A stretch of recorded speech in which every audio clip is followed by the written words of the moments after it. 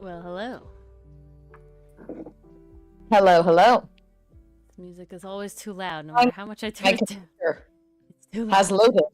I am going to sound better in Okay. 5, 4, 3, 2, 1!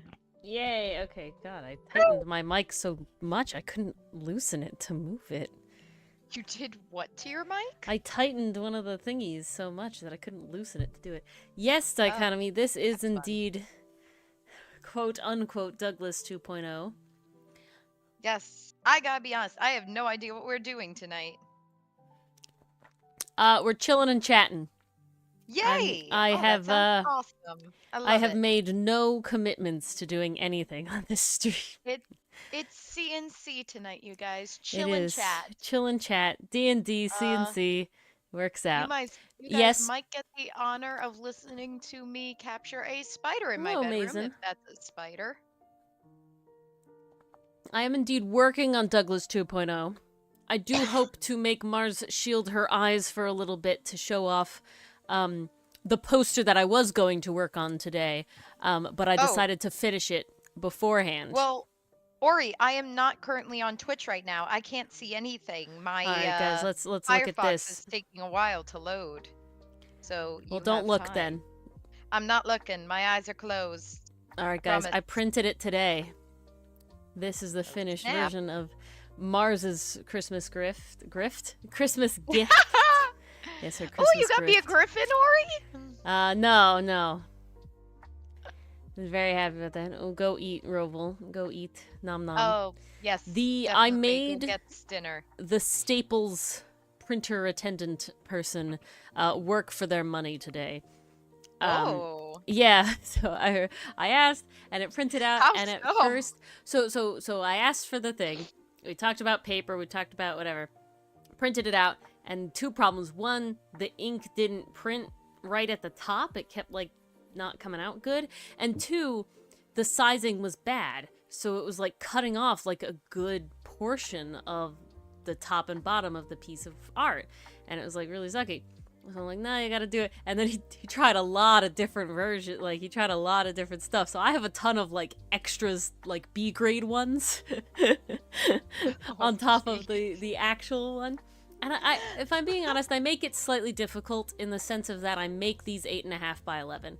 Why do I make these 8.5 by 11? It's because when I first started doing posters, I would actually hand draw them.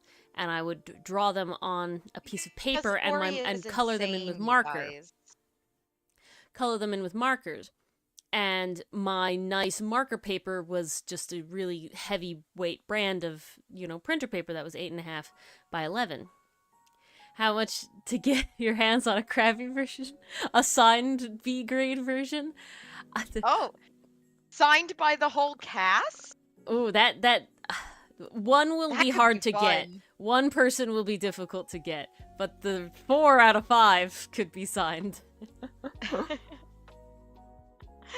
That would be It's one of those things. interesting. It's one of those things where I did think about that dichotomy, but the problem I have with even trying to do that is that nobody knows who these people are, right? Like, it's not like we play the campaign or something on any sort of platform for people to like know the characters. There's no That's the connection. difference. There's no Mainstream trio. Yeah, that works too. I mean, you could get Doug too. The only person you couldn't get is our last and final table mate, Ivan, who plays this blue-haired gent over here. Yeah, guys, look at the fucking detail. Okay, I'm gonna zoom in here just for you guys. Look at this. I did this book. Mars, you're not looking. You're not looking. I can't look at the detail. You're not looking. Okay. Yeah, he's got chainmail, guys. The feathers. I will just my classic assume feathers. that Ori went You get to see it in a week. This. Okay, you get to see it in a week. All right, I'll be patient. The wood grain. Also, apologies for the chewing noises. I have a candy cane that I am currently not. Hello, Nicole. Happy Saturday? Yes, Saturday. Hello, Nicole. Welcome, welcome, welcome. I also think I did a goof. Oh. So Mars, you know how I got... I'll tell the story. So I pre-ordered, the Boyfriend's comic, actual graphic novel. I so was going to tell that story. Oh, no. It gets better because I realized what happened. Oh, yeah. I get a conclusion So to Mars this gets now. a conclusion Okay. to this story. Because I sort of had, like, an epiphany afterwards of what happened. Okay, we could DM. If you want, I could do that. They're not... I could ship it, okay? We could talk. But, basically... Yeah, so there's a webtoon that's been around for a while. It's called Boyfriends, and it had a bit of controversy to it, just about like it being stereotypes, which is kind of the point, that they're each like specific stereotypes. Like they don't even have names that anybody calls them. But I love the art style. Goth prep, like nerd and jock. I love the art style. I love the color theory in it. Like, I really love the whole thing. And it's a cute story. Are on point. It's really good, you guys. Like, really we were cute. Playing Gender the Game last night. They're currently playing Gender the Game right now. They are playing Gender the Game in the current arc. Also, Goth is Ace, and I'm so happy. It makes me so happy. I feel so seen. But... point is that it was a pre-order and it just came yesterday. It just came yesterday. Well, Mars was at my house. Okay, Mars and I hung out. Is there still a sign? There is still a sign behind Mars because Ori was summoned by the medic today. Yes, which went fine. It was good. My mom came with me. It was nice. But I removed it now. The sign is no longer there.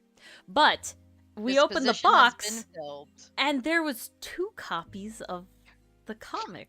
What's even funnier is just like, I was leaving Ori's house around this time. She was leaving. She walked out the door to one massive package and one sizable package. And I'm like, I don't know what these are. Ori grabs the giant one, and I'm like, I'm a good friend. I try to help out, and I pick up the smaller of the 2. But even though it's smaller, it's like, wow, this is heavy. Why is this heavy? Ori, what did you order? And I'm like, I don't know, but I noticed that it had a little symbol from the artist that makes Boyfriends, Ref Rainbow. And so it was like, oh, okay, cool. So I open up, and there's 2 copies. And I'm like, I don't why are there 2 copies? Like, I don't know what is. I don't remember ordering 2 copies. I don't remember any of this. And I just kind of hand one of them to Mars. And I'm like, Merry Christmas, Mars, because I know she likes it too. And I am now later on, the next day, after thinking about it for a little bit, I am 99% sure that what past Ori did was actually order 2 copies specifically to give one to Mars as a Christmas present. And it was a pre-order like months ago. We're talking like months ago. And so my brain just totally freaking just flopped about because it's one of those things where it's like if I had gotten it on my own and I had like opened it, it would have been like, why is there 2 copies? And I was like, oh, okay, yeah, I got it from Mars. But it was the fact that Mars was here. And so we're like in the middle of it. We were like in the middle of saying goodbye. And now it's been like all disrupted by opening these things. And it's just like, and you know, I'm not returning it either way, you know, mistake or I bought 2 or whatever. I'm not returning it. Who likes it? I know Mars likes it. So Merry Christmas. So, you know, she didn't get it wrapped or anything, but... It still made its destination in the end. The story is present enough. That's hilarious. Yeah, it still got to its destination in the end. So, yeah. Yeah, exactly, Nicole. How, like, the logic kind of leaves. Like, if I wasn't there, you probably would have figured it out. But just because, like, that one little change, it's like, well, I don't know who this is for. It couldn't be Mars, but, all right, here you go. Yeah, well, it's like, why did I order 2? Like this makes this. Why would I order 2? And I'm 99% certain that because it specifically said it like would come out like December 21st or something, which is when we hung out. Like that it would like be here. I was like, this is the perfect Christmas gift for Mars. I know she likes it. She didn't say she was getting it. I got it. Worked out. But yeah, it's just very funny. Way to get there in the end. But it's beautiful. It's gorgeous. Honestly, it's hella thick. Took a long way and around, I'm just happy. But she made it eventually. Yeah, the cover art is gorgeous. There's so much extra stuff in the back. Beautiful. I was piecing through it today, and I'm like, this is cozy. This is so cute, so sweet. The art is beautiful. There's so much bonus material in the back. They did a really good job adapting it for the book format.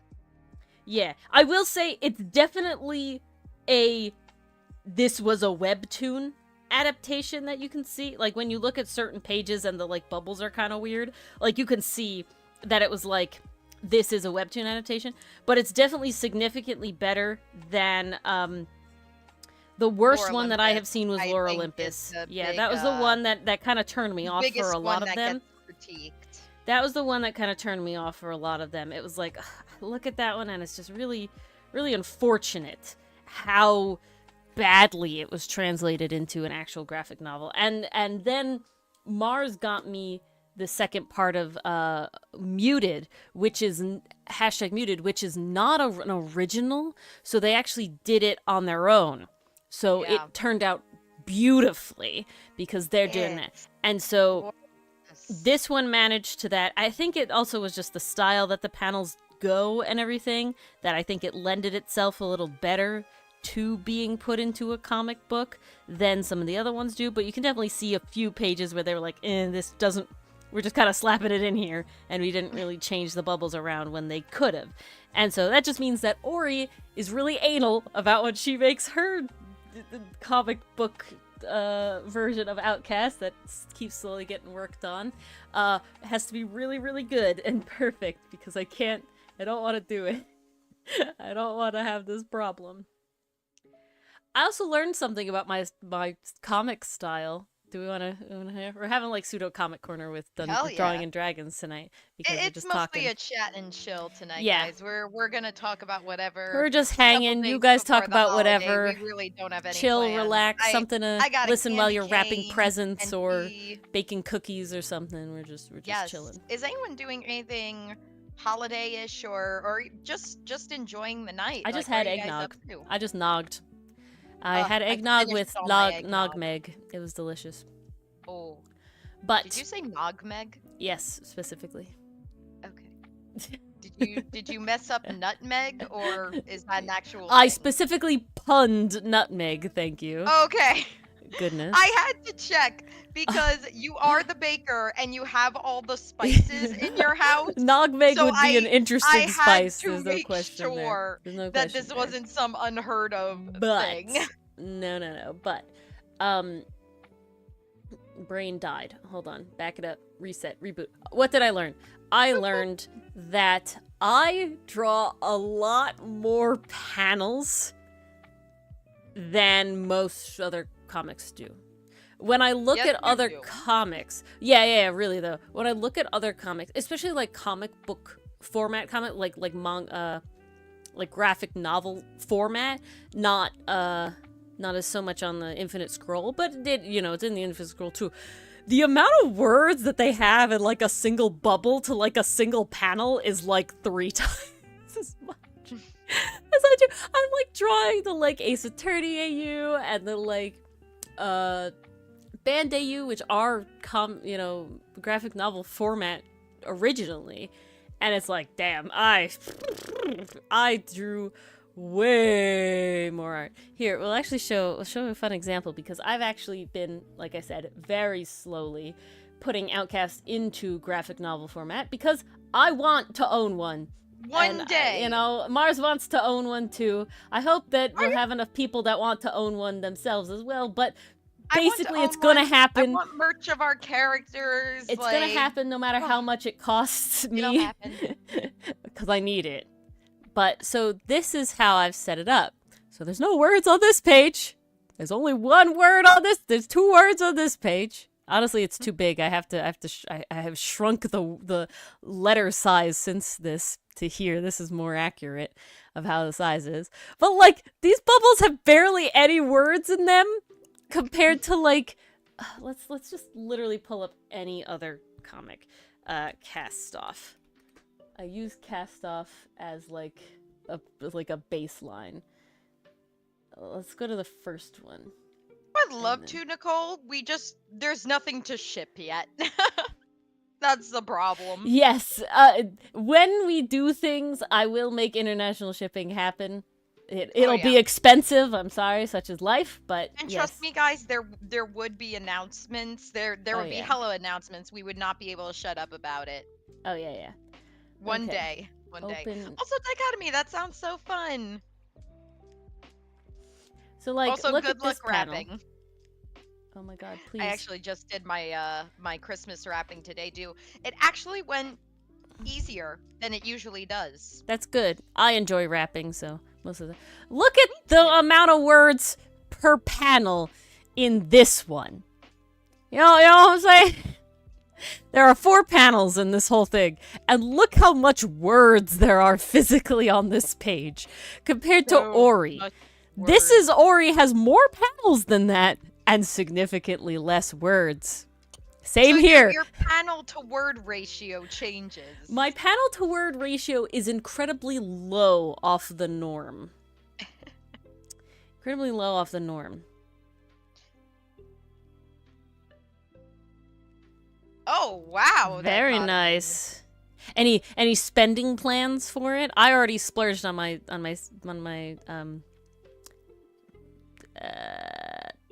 words that I can say. One of your presents to yourself. Too much novel, not enough graphic. Why are we screaming Reforged? There's not a timer. I don't even have a timer up. Welcome Reforged. But hello. Okay. I mean, that's still a decent amount. It's still a decent amount of money. That's about how much I got for Christmas from my uncle. The money uncle. The rich uncle. Oh, wow. He's one of those people that's like rich, but you don't know he's rich. It's a very interesting scenario. Secret rich. Yeah, exactly. But the point is, so I have a lot more panels than words. Almost all the time. More graphic than novel. Yeah, more graphic than novel. Which sort of leans to the fact that I think in animation. So, so it's a little more difficult. But even, like, if you were to look at, like, so that's one thing to say, okay, that's a comic that was done in the Infinite Scroll format first. But even if you look at the AU, which was done, the Ace Attorney AU, which was done in the intro was definitely sparse dichotomy, mostly because Hotson is talking to himself and it's just like the mumbling and the preparations. And it's like, unless you have a really good setup, it is just so hard to reasonably get a character to talk to themselves. Still, look at this. There are so many instances where it goes south. Still, just compared. This is 2 pages of a comic. This is 2 full pages of a comic, okay? And it has still less words than that one panel page. This one page. Okay? I'm just saying. All it means is that I make a lot more work for myself. That's all it means. That's all it means. I give Ori the bones, and then she fills in the organs. Yeah, there's just too much crazy brain structure we have designed. There's just too much art brain that I need to happen. The most powerful thing that we've drawn. That's an interesting question, Reforge. Okay, I have to know. Could it be anything, or does it have to be from the comic? I mean, if it's anything, then I got one. Because I think I have a choice for the most powerful thing. It's not gonna be what you think, though. I'm taking powerful in a different direction. Anything. Okay. So Ori, I know what my choice is, but how about yours first? What's the most powerful thing you've drawn? Technically, it's Niathal, but I'm not gonna count him because he doesn't look as epic. Probably. Yeah, honestly, it's technically Niathal, but I think I like. Niathal? Sure, but it's with a Y. Probably this guy. Oh, so not that character. Not the character Niathal, the lich we're dealing with now. That's spelled with a Y. Oh, He's probably the most powerful. This one's pretty great. Oh, Kasvaras? Kasvaras, if the non-domesticated Kasvaras would be pretty frickin' nuts. What is your choice, Mars? Well, I was taking powerful in an entirely different direction. I personally think it's your sexy look at me, but come on, that image just exudes confidence. Oh, no, and power. I'm sorry. It's Ilmarinen, not Osteron. Yeah. Give me a good one. Ilmarinen is probably highest. He's literally like a god of, like, he literally is the elemental plane of air as like a god. So yeah, he would wreck us. He's probably the most powerful.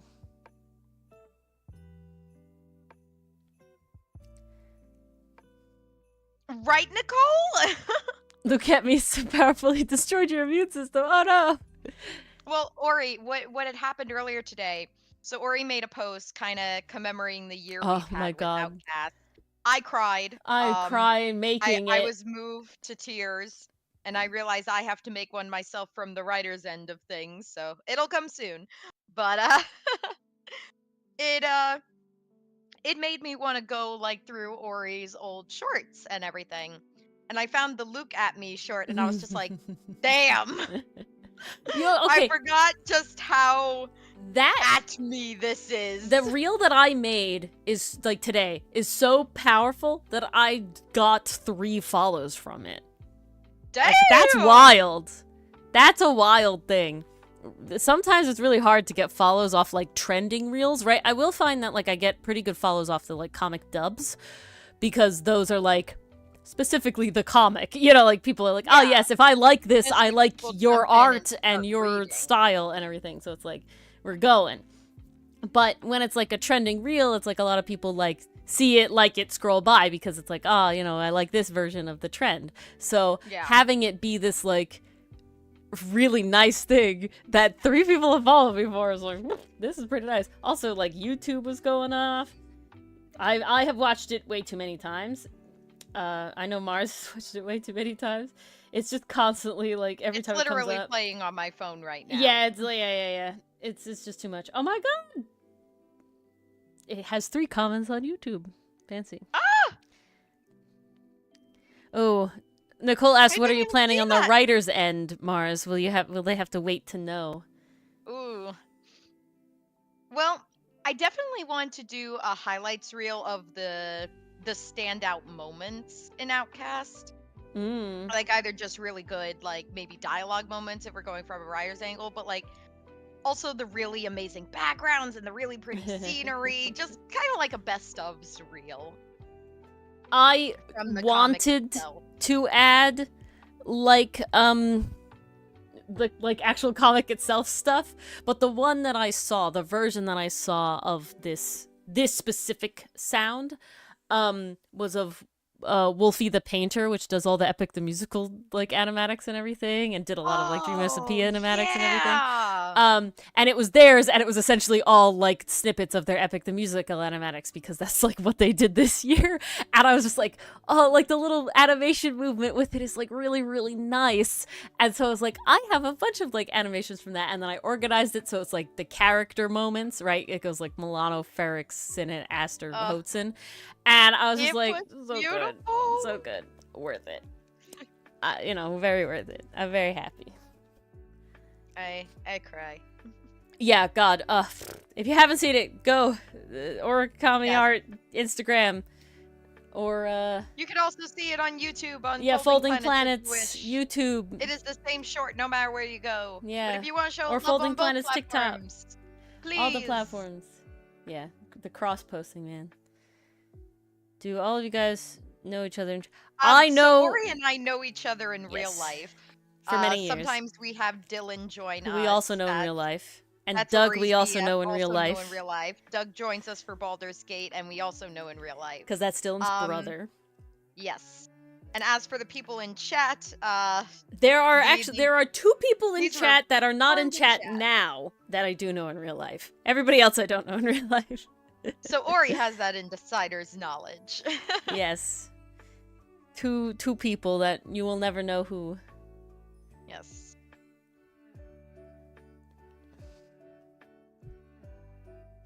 It was interesting, Nicole. Ori actually was invited on someone's channel. I don't remember who, but she did do an interview as not at this point.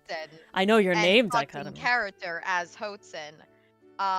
Or if you want to. Yes. Okay. I will say take the canonicity of this interview with a grain of salt. This was very early in Outcast. It was very early in Outcast being public. It was also just. It had to be ad-libbed, and I didn't have, like, it wasn't like I, like, set up an interview, right? It was like, I didn't know what questions were going to be asked. I didn't know it was going to be, like, it just, like, I had to do it off the dome, and I'm also not the writer. So I will say, take it with a grain of salt. I couldn't give Ori a prepared script or anything. Yeah, so do take it with a grain of salt, but you can watch it. I will get the link. But, it was very entertaining. YouTube. Oh, there you go. They kind of see. It's fancy. I'm fancy. Unbalanced encounters. I'm getting the link. It's the link. It's from our friends over at the Rally Podcast. They do this sort of every other week sort of interview with creators. And it's like this cute little like paper cutout PNG tuber thing, and basically very gracious to extend the invite, so thank you. Oh yeah, 100%. And basically it's like an interview with me, the creator, as the first part, and then it is Hotzen in this one, character is the second part. So there's the link. You can go watch that. It is like an hour long, so it is, you know, it's a long interview. But yes, do take the canonicity with a grain of salt. All the Ori stuff, that's that's Ori canon. Yeah. I know me very well, I will have you know. You know. We'd be concerned if you didn't, Ori. Exactly. But yes, so that is a fun little one to watch if you want to know about more about me, more about how Mars and I made the comic, and some interesting Hotzen stuff. Something we do have, if you haven't found it yet, is in our Discord in the comic section. There is a wiki, and it has different wikis for each of the characters with character descriptions. They don't have a ton of information, but they do have a little bit. Zodiacs, a little bit of their personality, and a description there, along with their references. We got all very old references. So these will be updating. Yes, as we we get haven't had a chance to check those out, definitely do. They were very fun to write. Yes, so they're in the comic section of the Discord. Yes. Gonna sell our identities to the interwebs? I don't. Make yourself some rich uncle money. You will not find my rich uncle through me at all. It's a really I don't weird. think we're worth that much. To be honest. Yeah. Otherwise, I don't know. My Discord hacker already tried to get money out of me for. I literally, basically. Yeah, that was a year milestone. Yeah. No, hilariously though. So when I have a Discord. Land ho! Oh, look at that birthday cake claiming it late in the thing. Look at that. Dang. But basically, I have a personal Discord server that is 90% unorganized, but it's mostly for stuff like sending images between my computer and my phone that I don't need to be like super high quality, or sending like links or like, you know, all this sort of stuff just to make it easy. So it had like a fair amount of like pictures of my face making weird reference face, you know, poses and stuff, just like in my room. And so when the hacker like hacked, they obviously got access to this like Discord server, and they're like sending me images of myself being like, oh, like you don't want this leaked out. And it's like, it's not like they're fucking nudes. Like what? It's my face going like, you know. My face is on the internet. I'm not trying to be like crazy dream face reveal thing. I've shown up on Cinder's streams, you know, like I probably because they were Twitch, you can't find them anymore, but like my face has been like on the internet. I can't give examples. The noises are the examples, Dichotomy. I'm saying the noises should paint a picture. Who's this beautiful Ice Cream King? This is code name Douglas, as they are a character that we actually made on stream based off the tree, the Douglas fir, and that's because Ori is a tree nerd, and Ori has this dream that has too many dreams of doing YouTube videos, voicing over art. Guys, but I can't make it easy on myself. She wants to do everything and anything. But unlike the problem is everything requires time and energy. See. This is the issue. Ori has the issue that she can't do anything the easy way. She has to do everything never 50%, always 100. So, you know, what did Ori... So, Ori has always wanted to do this sort of thing where I wanted to talk about trees, and it's great, and it's nice, and I love trees, and I like talking about trees. And I have scripts for them that are not going to work because the format is different now. But point is that I watched them. I've seen her record for them. They were very good in their infancy. Exactly. But I watched a YouTube video of another creator that I look up to, the artist behind the comic Cast Off, who does voiceover, you know, art videos of like her drawing, you know, and talks about, you know, funny life stories and everything. But I want to talk about trees. Now, Star is smart and does art that she already has to do as the behind the, like, the speed paint bit, and then just makes the voiceover whatever, like they don't have to mesh, you know? Ori can't do that. Ori needs to make the trees somehow work with the art as well, because if I'm just drawing outcast art or something, I don't know, I feel like it doesn't work. So my brain. Yeah. So we made Douglas, again, codename Douglas, and so this was the design, and now this is the actual art that I want to do. I want to do kind of like splash art. I have like some inspiration on my side screen over here. But I want to do like splash art sort of stuff. Guys, there's a reason it's chat and chill today, and nothing else. I don't want to know what a splash fart is. Thank you. It sounds messy. Well, the Dichotomy wanted fan art to be shortened to fart, so, you know, maybe that's where it goes. And we tell Dylan she'll never live it down. It's okay. I got so much on Dylan. I'm pretty in the clear for the rest of life. They have known each other for a long time. Guys, it's gonna be 9 years tomorrow. Holy crow! Happy anniversary! Thank you. Well, yeah, 9 years tomorrow. Really nuts. Wow. Really. My mother didn't believe me. Congrats. Now, but I have dated longer than my parents dated before they got married. Achievement unlocked. Technically, that happened last year, but, you know. I'm not blackmailing a lawyer because I'm not using it for any purposes. Besides maybe to go, Dylan, remember remember that? Remember that time? Thank you. Well, yeah, that's it. When he goes, when have I ever see Dylan is a tricksy lawyer.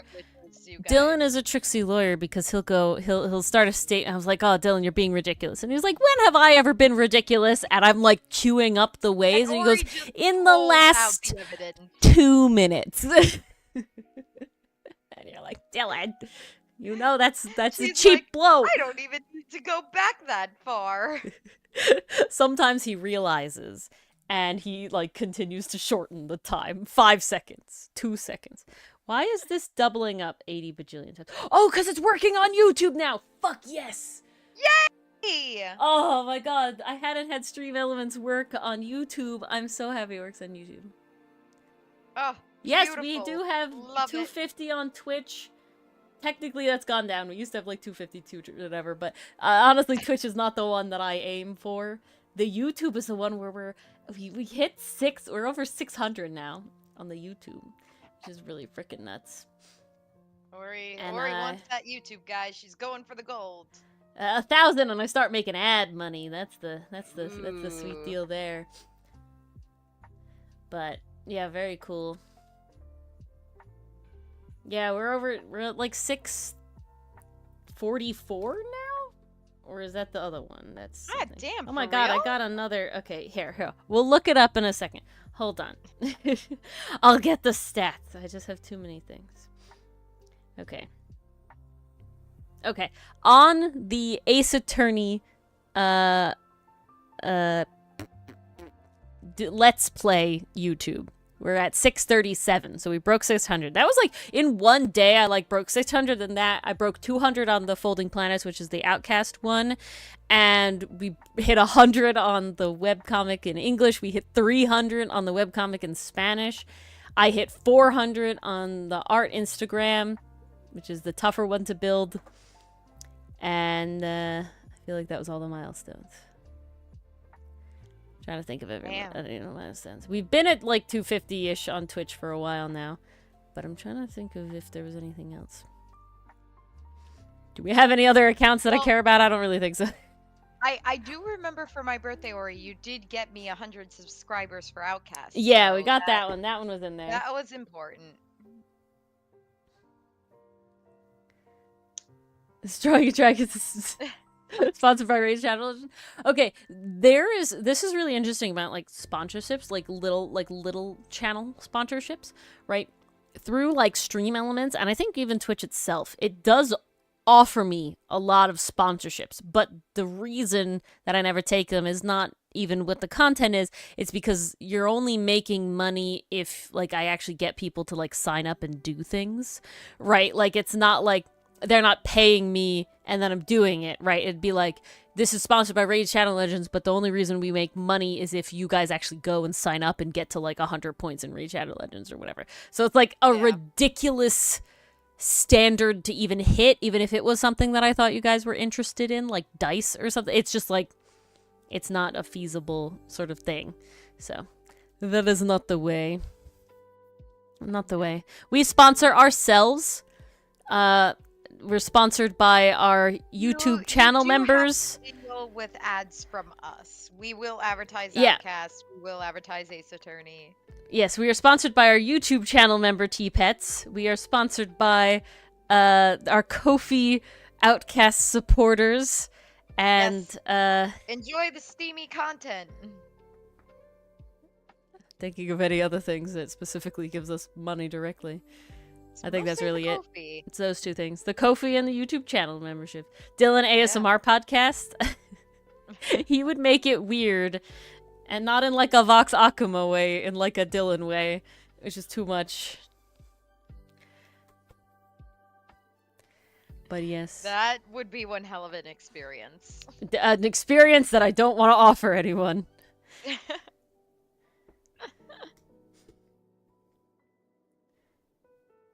It would indeed be scary. Yeah. It would be one of those things where it wouldn't be relaxing. It would be like comedic, you know? Like you'd be falling asleep. You'd be relaxing. And then he'd go like, only planets. And then you would be like, what the fuck? And if you get it, you get it. And if you don't, you don't. And then he would continue on. And then suddenly he would go like, munch. Munch. Munch. And it would just bring in all the references and do that sort of shit. Because that's a little goblin he is. You would get no rest. You would, no. It would like be in the comedy category. You know, like it would never be in the other category. Hello, Slasher. Hi, Slasher. I am working, I don't know what Mars is doing. Something. I am working on, this is a character we made on stream. We designed this character on stream based on a Douglas fir, and I'm just drawing it nice because I can't do anything productive. Being productive is hard around the holidays. The problem is it is productive, but it's like, okay, anybody else here a chronic productive procrastinator? Yes. That is my entire life. That is why I get so much shit done, because I'm so guilty all the time that I have to be doing something.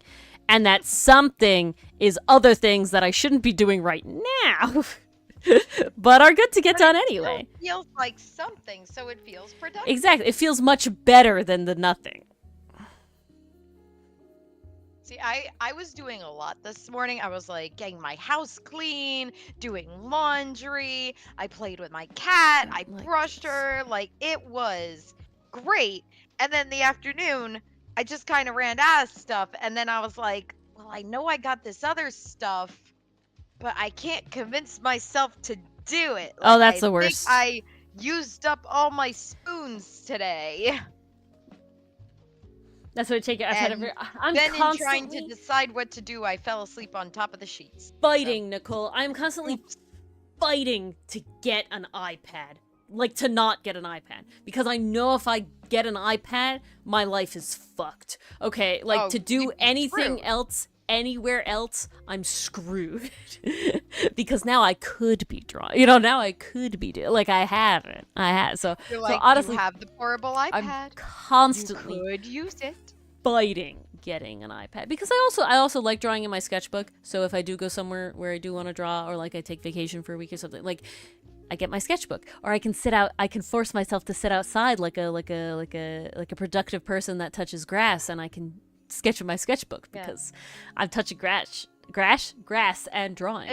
It's like pretend I'm a well-rounded person by sitting outside. Ah, yes, this is what people do, right? Yes, indeed. Oh, no, literally 100% birthday cake. Hello, PCM. That is 100% the vibe. This is something that specifically has, like, no deadline. It's a thing I want to do. We're just vibing tonight. Yeah. I've been procrastinating really hard on this last entry of Outcast. And I'm very happy that I have a decent backlog for, 1, the comic in general, but 2, for Mars. So I can still crack the whip on Mars and be like, Mars, you gotta do it. Oh yeah, no, there's definitely. But I could take a break because I'm a terrible boss. I'm a horrible boss. She doesn't practice what she preaches. I should unionize. Well, that is true, Nicole. However, I am starting a new job. Thankfully later. It's a week later now, so I'm very happy about that. But yes, I'm starting an actual arborist job again, which I'm very excited for. But it is definitely like oh crap, I gotta figure out how life works again. It's like, oh shit. But work. ideally what it means is that I should be able to pay people to do a portion of the work that I need to do. So life gets easier, which I would like Ori. to do. Well, it kind of stays the same. Maybe. It stays the same instead of getting harder, you know? It's like a middle ground. It has only gotten worse, PCM. Oh no. Oh god, no. Yell at audio for me, PCM. You're not yelling hard enough at audio. You gotta yell for me, too. Double yell. Audio is just torturing. Ugh. The pain. Audio and Jamie's DMs would get along. Do we have separate channels? Would. In what way? For what? This is the only channels we stream on. There are many, many other varieties of social media. And honestly, probably the best way to say any of that is to go to the direct me. Because that's the easiest. Hello, Audio. Did we summon you? Hello, Audio. We did summon you. Direct.me.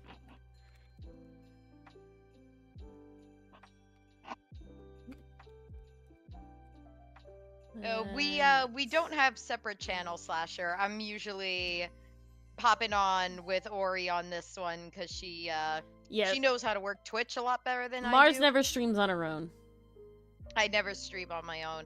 It would be really challenging as a writer to do that.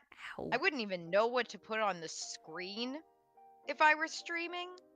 The only thing I could think is like one of, hey guys, let's play Breath of the Wild nights. Like kind of how Red from Overly Sarcastic Production does. I've actually been watching their Let's Play of Tears of the Kingdom, and I'm just like, I need to play this game. But also I haven't beaten Breath of the Wild yet. And then Mars is out here spoiling shit the other night. I'm sorry! I thought that was a, like, plot point. Everyone knew there was enough fan art about it. I am such a wild, like, consumer that, honestly, there is a chance that I'm never spoiled about anything. There is a solid chance. I'm not joking. I'm so not joking. There's also, I have the superpower to, like, completely ignore, like, absorb information in a way that forgets it later on. So, like, that's my superpower as Ace Attorney, and, like, knowing what characters are in it. Get distracted by Outcast. At least I assume it's Outcast. If it's another webtoon yeah, reading, get the webtoon. Draw the read the webtoon. It's good. Read Outcast. It's yummy. So, tastes delicious. Here's the problem. Breath of the Wild did come out forever ago. The issue is I have no time in my life. Yeah, I don't play literally. Here's the frustrating thing. Even though Switch is portable, I like to play on the TV because... Well, that sounds like a you issue. I'm not gonna lie. That one's a you problem, okay? It is totally a me issue. This is the same reason I had some trouble watching anime for a while. Because so technically we got two TVs in my house. One is in my parents' room, one is downstairs in the living room. My mom would be in front of it like pretty late into the night. So like what I used to do back in like high school and undergrad was I would wait until the whole house would go to bed, and then I would go downstairs and play whatever the heck I wanted to play. It's actually like this is how I played all my Sonic games throughout middle school, high school. Waited for everyone in the house to go to bed, and then 11 to like maybe 1, 2 a.m. in the morning, I was playing Sonic and the Black Knight. This is how I played games because there was no other time during the day. Well, now I'm losing the ability to stay up at night because I'm just tired and I value my sleep. The problem with that is now there's really no time to play. But it is a portable system. So yes, this is totally a me issue. I don't play games outside of Ace Attorney or stream. As beautiful as Breath of the Wild should be played on the big screen and have the good speakers and just making it difficult for yourself. I don't know. It's an experience. This is certainly a hill to die on, is all I'm saying. It's an experience. No. Okay. Have you ever played a video game in the dark? The whole house is asleep. You got your blanket, you got your snacks, and it's just you and the sounds of the game. Complete and total immersion. I want to leave reality for these hours and just be absorbed in the game. That's hard to do when I'm staring at a tiny screen, but if I'm in the dark looking at a big ass TV, I can immerse myself. See, I grew up in the only way I could possibly get any time like stolen to myself is like playing in my bed like secretly under the covers, right? Reading books that way, watching anime that way. So to me it's like nah. Reading it, like watching it on the phone is like how I like have done it for years. Yeah, you know. It's worked out now because I'm starting to watch, at least anime-wise, I'm starting to watch like kind of smaller stories. Like My Boss is Goofy, for example.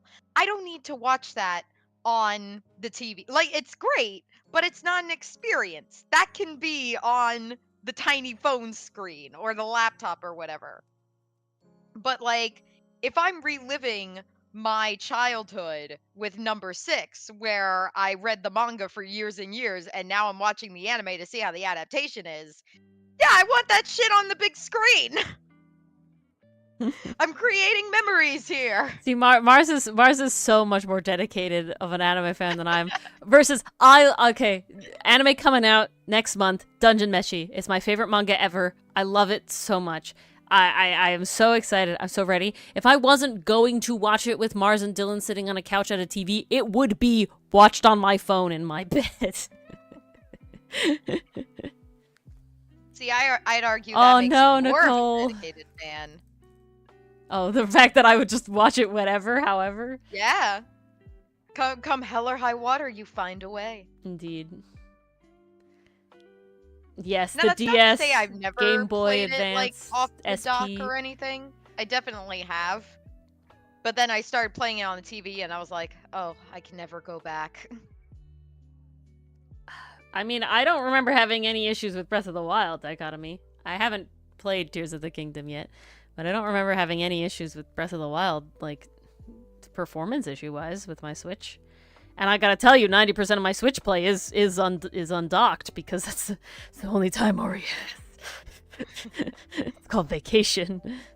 When she can't bring her tablet. If it was made by Trigger, then yes, that's the one Ori's talking about. Studio Trigger is in charge of a Dungeon Meshi. Yes, it's coming. It's called Delicious in Dungeon in English, but all the mangas say Dungeon Meshi, and it's fantastic. Ori helped me catch and I love up on it. the manga. Well, she's not caught up because I still haven't read the most recent manga either, because again, time. I know. Ugh. I cry too. But I'll say I'm this so about excited. being sick. I got to read so many books that were just sitting on my shelf going unread for the longest 100%. time. Like, I had literally had these books for 3 years. Like, for some reason, 2021, 2022, I couldn't convince myself to read anything. And then 2023, it was like a switch flipped. And it's like, I want to read this year. And I did. And it's been great. My first semester of college, I got sick, and it was the only time I ever got sick at college. But I got sick. I got so sick that I had to skip classes. I couldn't go.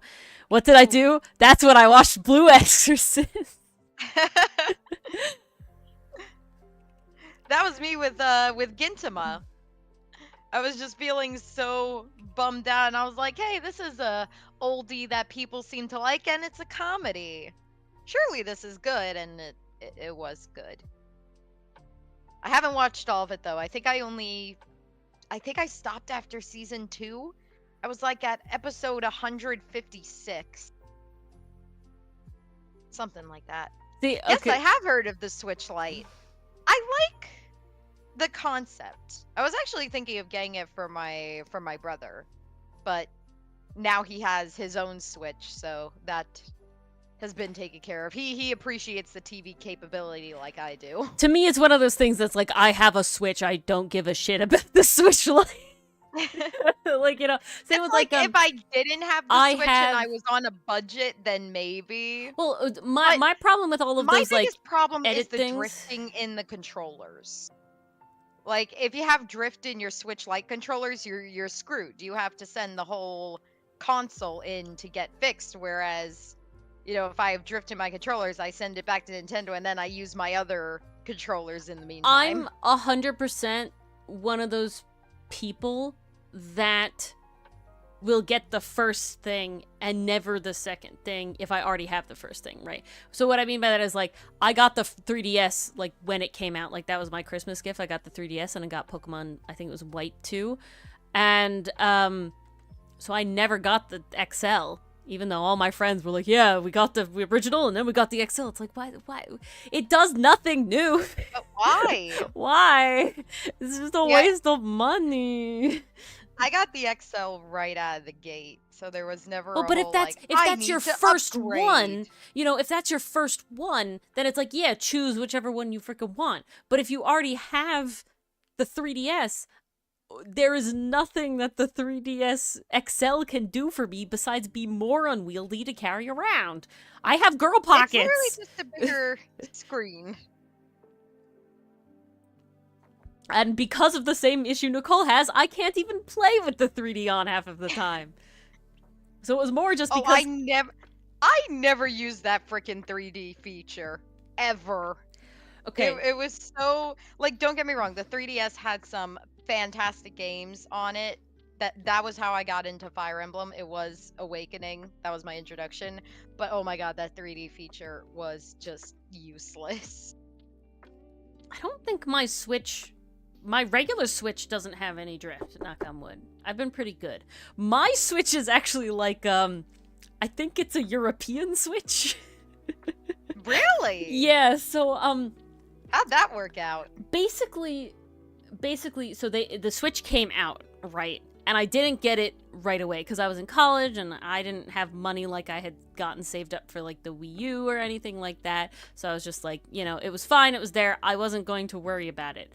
So I got it, I think the same year it came out, but later. And I ordered it from, like, Amazon or something. And it was fine, but it came up. But the wall adapter, the AC piece, is, like, 2 times as long as it should be.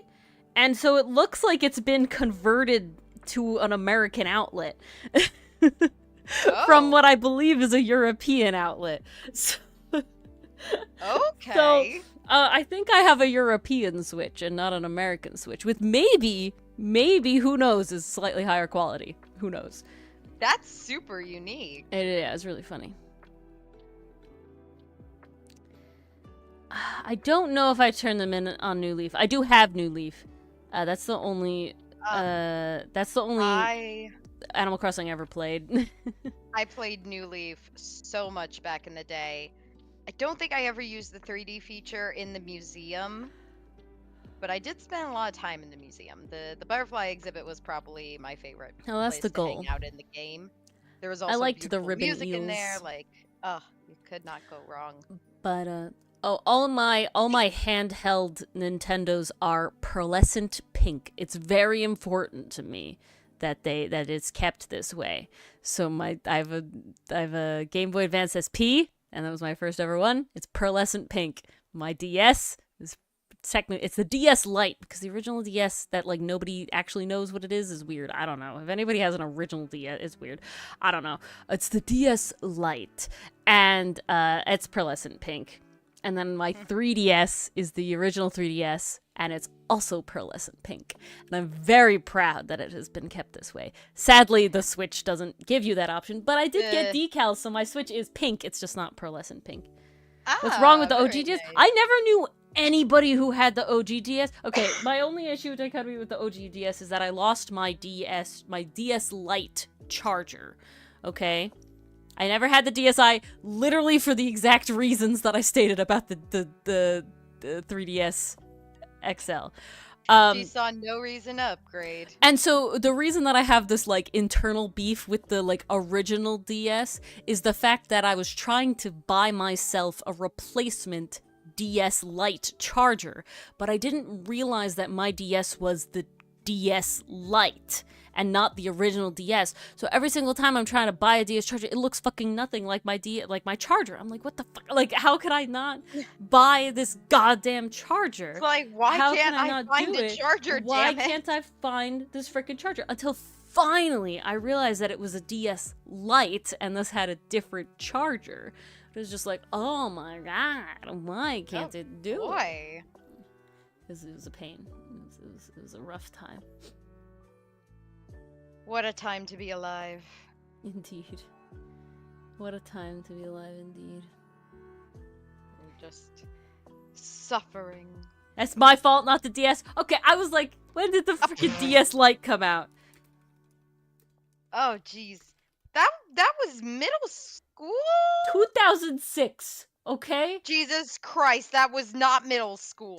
So you're telling me 8 to 10-year-old Ori was supposed to be able to navigate the internet to buy herself a freaking... Yes, Ori, you're the generation who grew up with a mouse and a phone in their hand, right? I didn't grow. I did start using a computer at age 3. I used a mouse, but that doesn't mean the internet was really a thing. It's not like it was back then, guys. Things were so Enthuse. different. Yeah, it I don't know. It's chunkier than it, but yeah, I have the DS Lite, which is squarer, but they look very similar. The original is just bigger, and so it's just like I never like knew, because nobody I knew had the original DS, right? So in my generation, I had the oldest DS, you know, of like my class, of like the people that I hung out with. Everybody else had the DSi and was doing animation stuff in like middle school, you know, this whole thing. Or like, wouldn't start that path until 2021. Yeah, I got it's really hilarious. So all the people that I like interacted with, like art-wise in school at my younger years, that I would be like, oh, like there's some good artists. None of them do art. Versus Ori started in like 10th grade, and look at me now. You had the drive. Yeah. Oh, Enthuse, I relate to that so much. I had a 3DS XL too, and I was actually playing Smash Brothers with some friends. I guess so, Enthuse. We were playing the one for Wii U because it had the capability to use the 3DS as the controller in multiplayer. So the 3DS buttons could not compare to Wii Mode, Wii U pad. Like it wasn't good. It wasn't working. And I was just like slamming on those buttons trying to get like anything to happen.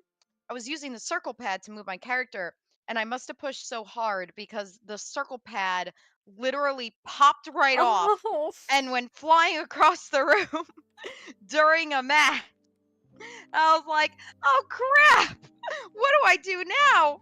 So my friend's dad took the circle pad, so much pain, and he tried to hot glue it back on. Now, this in theory could have worked. It never could have worked. But what ended up happening, the way it broke off, it broke kind of down the middle. So you had like half of a piece of plastic still attached to the DS itself, and then the other half was on the controller.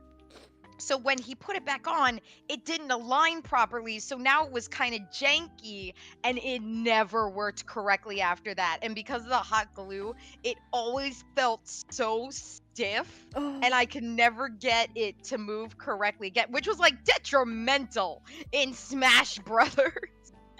And it became even worse. So what was the game? Pain. I think it was Pokemon X and Y, because they had the skate feature. Yes. And now I couldn't skate with the circle pad. Oh my god, I'm in so much pain. Like, this is sad. I am crumbling sad. To dust. Can I please fix this? Oh my god. And I'm literally dying over here. Oh. Well, what's funny is I ended up taking it to a a retro game Oh store. no. It's super close to us actually, and they did a good job trying to get it to work again. Like they scratched the hot glue out, Oh. they kind of realigned everything, and it worked better than it did. But it still wasn't great, and I just like I felt it every time I played, and it was like I can't do this anymore. I'm moving on. I'm in Sorry, so much DS. pain. I'm in so much pain. I I am a could not person. spin while skating. I was very sad. This. The I funny am thing cringing. Oh yeah, go ahead. well, the funny thing is, one of my friends was getting into Animal Crossing a little bit later. This was like years after the event. I still had my 3DS, and she really wanted to play New Leaf. Now, I hadn't Dang, touched the Goose. game in years, and I also hadn't touched my DS in years. So I was like, yeah, all right, I'll loan this to you. And I have seen neither. I am still friends with this person. I can get it back, but at this point, I'm like, I don't really want it back. But I also have all these 3DS games sitting on my shelf, just unplayed, but I'd also really like to play them again. So who knows? Maybe one day I'll splurge on another just to play some of my older games. I am cringing so hard because as a person, I have a As a pride. person, No, no, this no. Well, offends me. well, I have a pride in the fact that like my Game Boy Advance SP, my DS Lite, my 3DS are all still in like really good condition.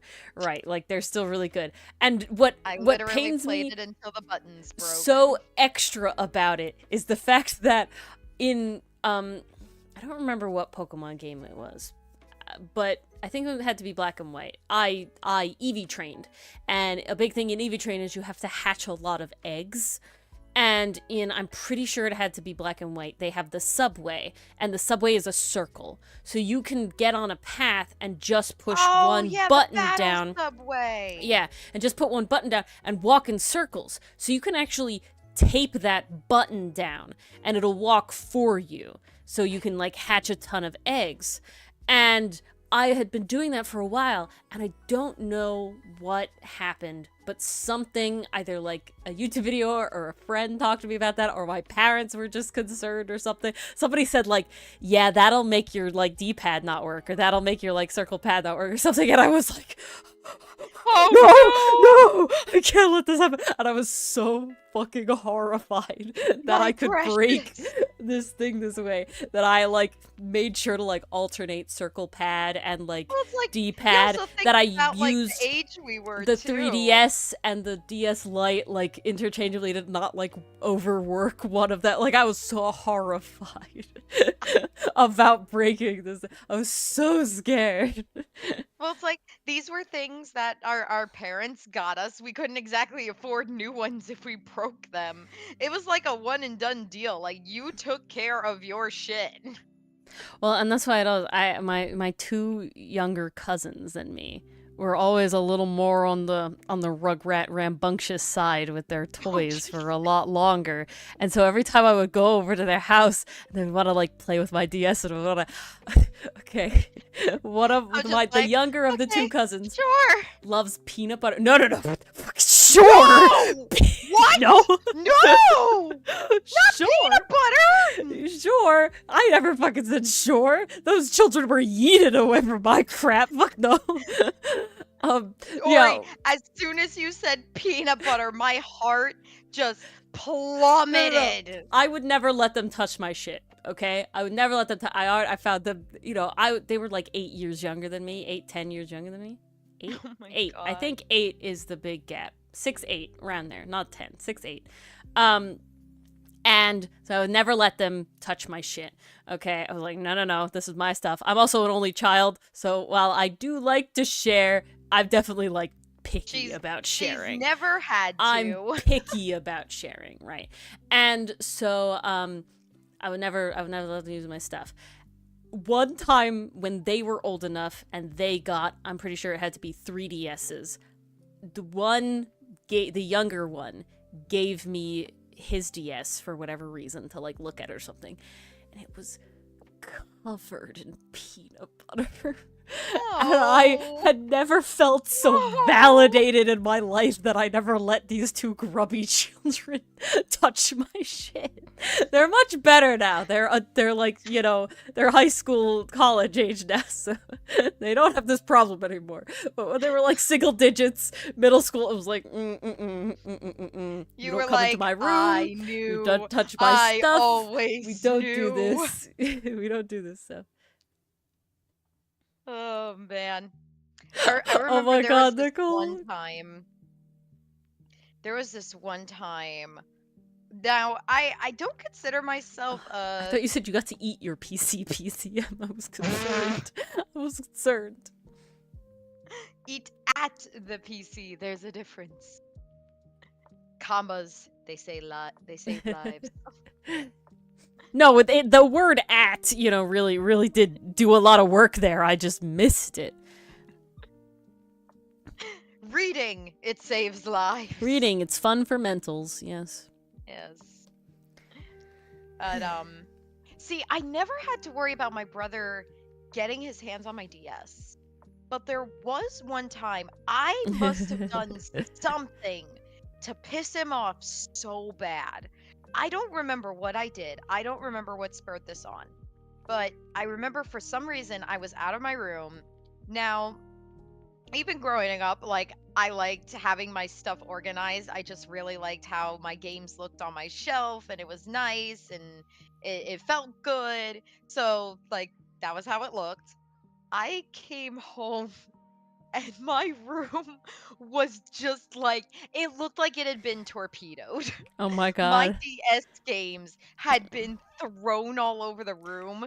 The cases had been like yeeted all over the place. The manuals inside, like this was back in the day when game manuals were actually well drawn, like they had actual beautiful art in them and everything. I don't think so, And PCM. those were strewn all She'll over the figure it room out. as well. Oh my So god. I just flipped the hell out. Because I was like, oh my god, what happened while I was away? Why is my stuff all over the place? Why are my Who cases tried on to the rob floor? me? Who robbed me? Exactly. Even my books were that way. I'm like, I gotta give credit to my brother. He knew where it would hurt. Damn. It's like, I'm not going to yell at her or pinch her. I'm going to sneak into her room and mess up her game display. That's where it'll hurt the most. I gotta give him credit. I really do. I'm happy to be an only child. To be fair, that was the only time he ever did that. That's fine, that's fine. Until I had no times where I had to deal with that. That's exactly it. It's not a fur either. None of that. What's your favorite Ace Attorney trial? Oh boy. Something that right now it's Turnabout Goodbyes. Nothing has topped it. Nothing has topped it. I gotta tell you, 3-5 is gonna have to go really fucking hard to top. It's a false hemlock. But yeah, 3-5 is gonna have to go really extra freaking hard in order for me to beat Turnabout Goodbyes. I just find it's so satisfying. The lore is, it's Edgeworth-centric, so vibe, it's just like all the lore, the backgrounds with Phoenix and Edgeworth come to a head. Answers, you get it's just so good. You get the revelations. Like, every reveal in that case is just so good.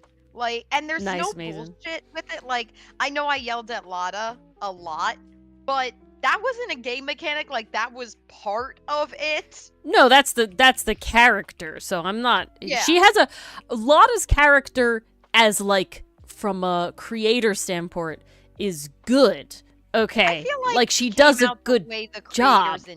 Like, but I also hate her. Just like I hate Von Karma, but Von Karma's still a fantastic villain, Exactly. I don't like Gant, but I get the can't impression we're deny supposed to like her. that for 90% of the time, Gant really does pull off that psychopath vibe. You know, like there's no question that it's done well. Yeah. That must have been a really good feeling, Mason. We we got so lost during that turnabout. As soon as we missed the vent that we had to open, It was before that. Got so lost. It was before that. It was the fact, it was the fact that I felt like it all fell apart with the vent. I mean, that was part of it, but the other big part was that like Salmonella was in the dressing room and we didn't understand why he would be in there. It was just really weird. We just didn't know where to find characters or how to make the timeline move. Yeah. Like, if you make the timeline move by taking the thing off the grate, why would you give us the option to not take the thing off the grate? I should just click it, and that's what Maya should make me do. You know? Yeah. It's like, here's what happens. This is what will progress the story. Like, okay, if I click no, I don't progress the story. Like, how is this helpful?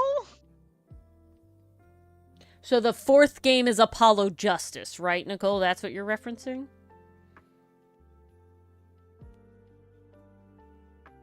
I hope. I want to make sure I'm on the same page. Yeah, we don't know that one. Slasher, we're up to Ace Attorney 3-4. Yes, Apollo Justice. I'm excited for Apollo Justice, Nicole. I hope I'll do Apollo's voice justice. Haha. Haha.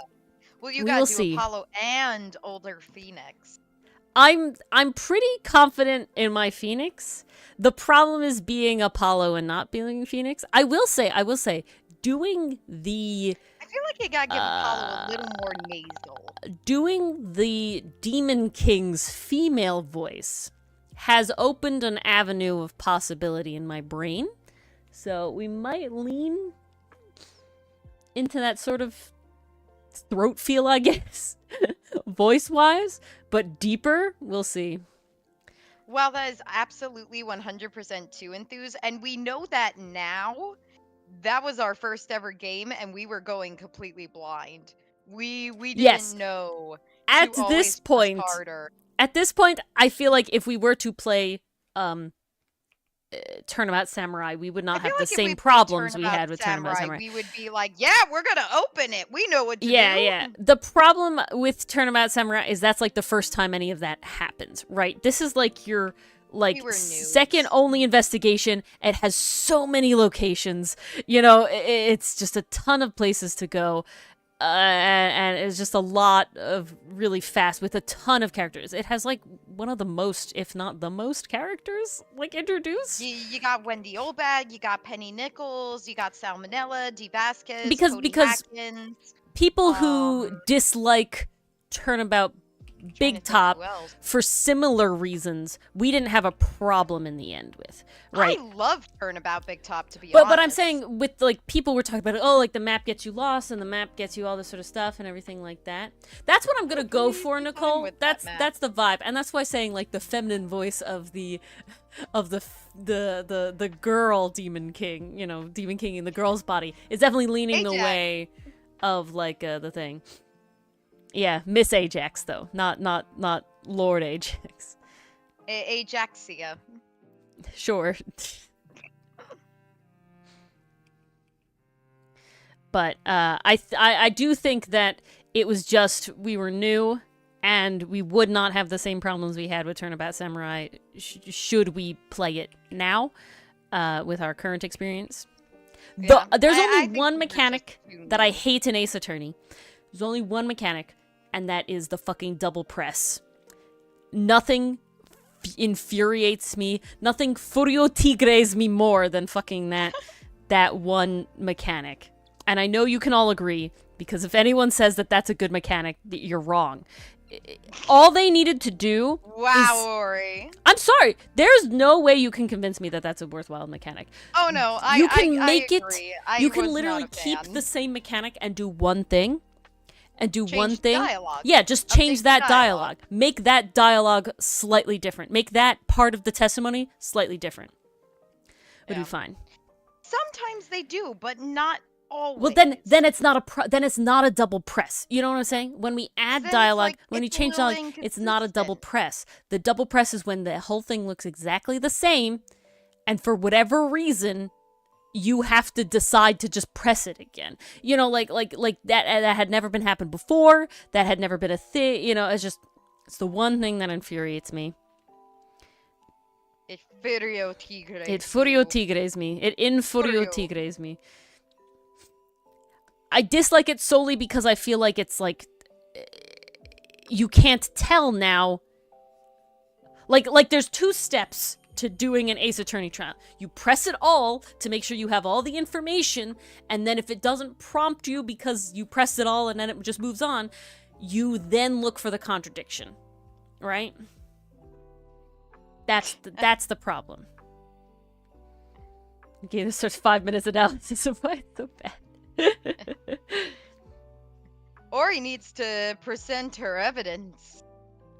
It only happens if a press contradicts an early...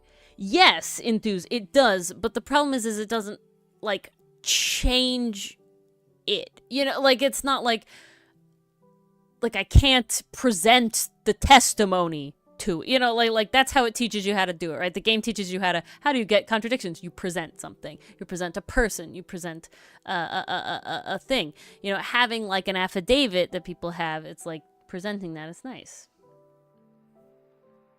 Because crutch noise. That's the only one. Because that's the only one where I feel like I can't know. You know, and it feels like it's one of those where, like, now I'm stumped. I guess we just gotta press it all again. You know, I don't know. Well, you do it in a very methodical way where you're like, okay, I press this first, then I press this next. And you're trying to keep track of that because you just have so much going on. Well, then you have to keep track of all of your court record, okay, all of your evidence, and then all of the testimony. And so now if on top of that I have to, like, see, because then the other thing is like, oh, am I pressing this one again, or am I pressing the one that it contradicted again? You know, they always contradict themselves in testimony, and it doesn't matter. I show them evidence then. You know, like, it's like... It's just in the thing. You have your proof. Exactly. Pain. That's the one that gives me the most pain. Yeah. But we do plan on doing we plan on doing Smash or Pass for Trials and Tribulations. But we do also plan on doing the original trilogy sort of turnabout ranking in a way, not using a classical tier list, but going it again rather methodically with, like, there's different categories and we rate them like 1 to 5 in each category, and then you add up the points and then, you know, you get the points that way. I think that'll be nice. Yeah. And that's gonna be super fun. Yeah. So I'm Dylan's thinking... gonna get so mad when we talk about Rise from the Ashes again, though. Well, So I will say, and Dylan won't say otherwise, but Dylan is very much he kind of shuts a lot of it out in the end. So there will be recaps. So I will say that while Mars and mine might be pretty accurate to what we would have felt at the time, Dylan as a person has forgotten 90% of it. So there will be a recap when I do it, but there certainly, it won't be the same as if he just saw it again. Big difference. That is true, Nicole. I don't know if I liked the hair like that or not. I think I liked the flow it had before. He really is. He might as well be a main character at this point. Oh, Godot is great slasher. Love Godot. We love Godot. Armando, also amazing. We love Godot. We love Armando. Why he had to change his identity. Yeah, really. I know why. Dahlia's nuts. Dahlia is fucking nuts. I don't know how she's gonna get off out of this one. I can't believe that we're still on this turnabout, though. If I'm being honest, I thought we were gonna be done. We were gonna finish. I thought we were gonna finish it yesterday, but man, it went a lot longer than I expected it to. I thought we were gonna die. I thought we lose this case. I thought we were pretty close to it. Pretty close to the end, but no, she's like, it keeps going. Yeah, I thought when we stopped last week that we were like pretty close to the end, but no, never mind. Apparently nope, not. You thought. I thought indeed. But it was me, Geo.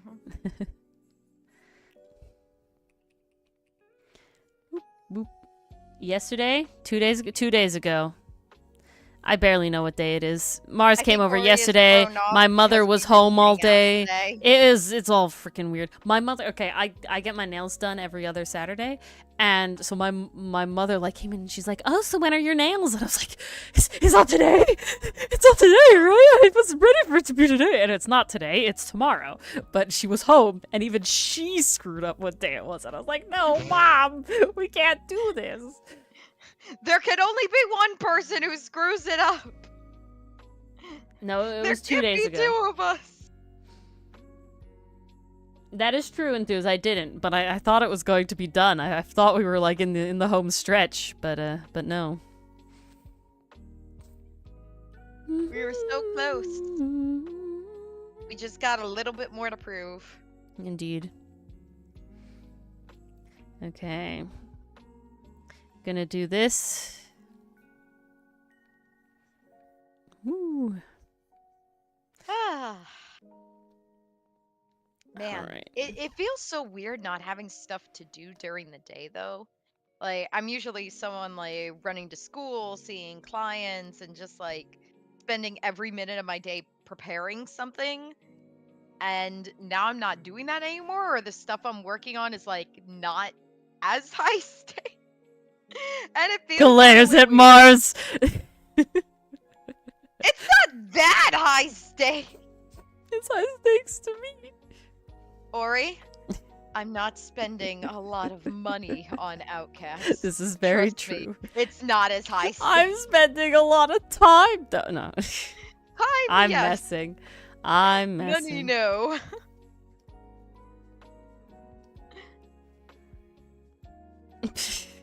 I know, Dichotomy. She insulted me. No. I can't believe her. I insulted Ori's job. I'm so sorry. Yeah, I know, right? I can't believe she would do such a thing. Has anyone in chat been watching any good holiday movies? Or any movies in general, really? Oh, well, I was going to sort of transform this into an ad read of Outcast. I mean, that certainly works. You could use that as... Has anyone been reading anything interesting? Well, we certainly have. Just gotta pull it up. The ad reads are always a little clunky. Alrighty. Here we go. Oh no, the chat. Okay. If you guys like comics, webcomics specifically, you can read our webcomic, Outcast. Yes, it's on Webtoon. Look at the little thing. It's also on Top Us and Global Comics, but it's mainly on Webtoon. Yes, stranded on an island, researcher Hotsun Aram has no choice but to place his trust in a group of ragtag pirates and their eccentric Captain Milano to get home. But when it seems there's another person may be on the island, it puts the pirates and Hotsun's research in jeopardy. Yes, it is 26 now pages of fully colored artwork, panels. Look at this. Look at that. It just amazing, keeps growing. Gorgeous. Yes, you can read it on Webtoon. There's a little thing right here that you could do right now. Look at that little QR code. Yes, this is actually old now. It's 26 pages. There's a whole nother page here. But, you don't like reading, you say? Well, I got you. Outcast also has a dub. To read. Yes, it is being dubbed right now on Folding Planet's YouTube channel. All right, you can read, you can listen to all of the prologue, all of Entry 1, all of Entry 2, page 1, and starting next week, Entry 2, page 2? Yes, math. Yes. Yes. All right, so yes, that's Outcast. Find it on Webtoon, Tapas, or Global Comics. You can also find... Oh, I'm sorry. Not convinced yet? Well, listen to these very real reviews. Yes, we have playful, anime-esque furry pirates. I can't believe it's not a BL. A hote load of fun. Cute boy Pirate Island. And I don't know who to ship anymore. Yes, Outcast. Read it on Webtoons or Folding Planets on YouTube. That's OUTCASTE. Very important last E there. OUTCASTE. It's beautiful. Go listen to it. Go watch it. It's great. Fun theories in the Discord as well. If you have Discord, read Outcast. Yes. Thank you. Join the talks. Be part of the discussion. Join the fandom. We may have merch one day. One day. We think it at the end of season 1. Fingers crossed. Ori really wants merch, but Ori needs to make time. It's not actually a BL, okay? It's not actually a BL. That's why you can't believe it's not a BL. BL stands for boy love. It's very gay, but not actually. But everyone who reads it will tell you it's very gay. They tell us the undertones are there. I have been told it's almost a B. Yeah, see, these are actual real reviews right here. I mean, Dylan technically read it, and one of those is a real review, but there is no actual intended gay, okay? Yeah, these boys are a little too broken at the moment to really have any kinds of they all read into in it that way. It is not they got a baggage. BL. It's none of the tones. What? If you like stories about characters with baggage and found family, help each other out and grow through their relationships, being bros, and hanging out and confronting their worst parts of themselves, well, this comic is for you. Yes, it's bros being bros, but society deems bro being bros very gay. Yes. It is also bros are animal-human hybrids, and in canon universe society has deemed that not good. Mars choosing words carefully. Well, 'tis true. Oh, I'm glad. See, look, amazing. Outcast is very good, but also apparently very, very gay. Yes. Love is a wide range of feelings. You could say it's a BL. Sure, it's boy platonic love. Platonic Approach it, my god. Oh god, end me. Oh, if you join the Ko-fi, there is a spicy tier, and I did draw one ship kiss once. Yes. For Pocky Day of all things. For Pocky Day. That piques your interest. Yeah. There was also a very spicy St. Patrick's Day special. Oh, there's a lot of spicy stuff, but they only kiss once. They do only kiss once. I've only drawn one kiss. I am working to change that. Mars is trying really hard, guys.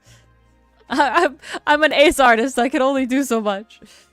I don't know, Ori. You draw kisses really nice. That's all I'm gonna say. I literally. Okay. Can I tell you something really important? You draw kisses nice, and that ribbon. I don't know, man. There are 2 spicy St. Patrick's Day. One is extra spicy, and it's with Mars actually wrote a poem for it. It's top tier shit.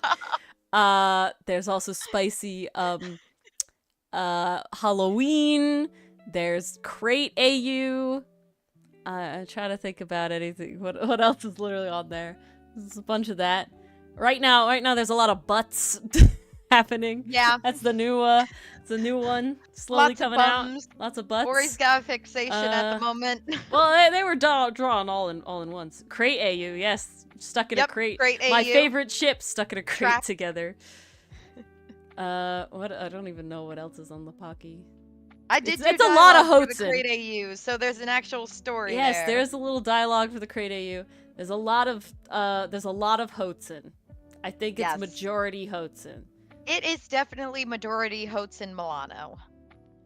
Oh, we can see the little teaser one that I keep putting off actually doing. Oh, let's go. Well, it's like the end card, the updated end card with the little like images for it that I haven't actually managed to go through with yet. Yeah, look, different channels, different levels. At Carpenter AU, you just get extra art, sketchbooks pages, and some free wallpapers. At the Cook tier, you get early access to upload scripts and all of the Carpenter. Look, I spelled it wrong. See, it's not official yet. And Medic tier, oh yeah, there's Sushi Boy.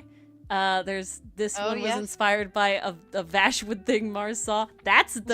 This is what I'm sorry. There's actually 3 spicy St. Patrick's Day AU Vashwood things. Inspired a lot. Yeah, there's a lot of one.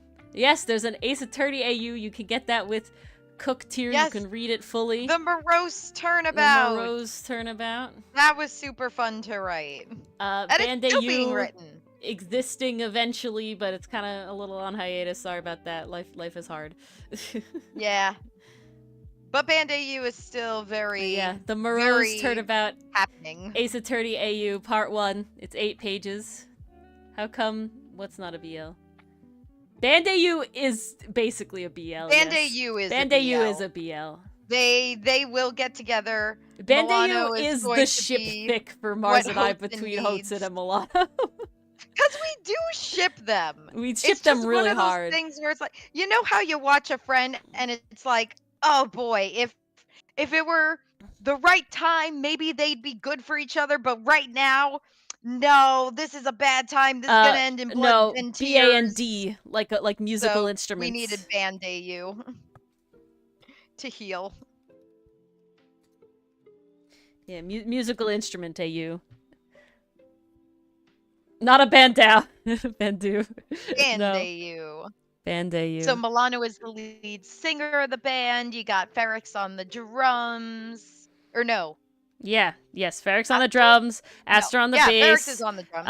Sinet's on the keyboard. Sinet's on the keyboards, that's They right. all sing. Yes. Ori They're has a boy band. Ori has big dreams of making little like repeating animations to the songs that are in the Band AU playlist. Yes. We There's do a have a Band whole AU playlist. of their Because set Ori list. and I just James never stop Bond AU. thinking. Oh, don't start. We can't start this.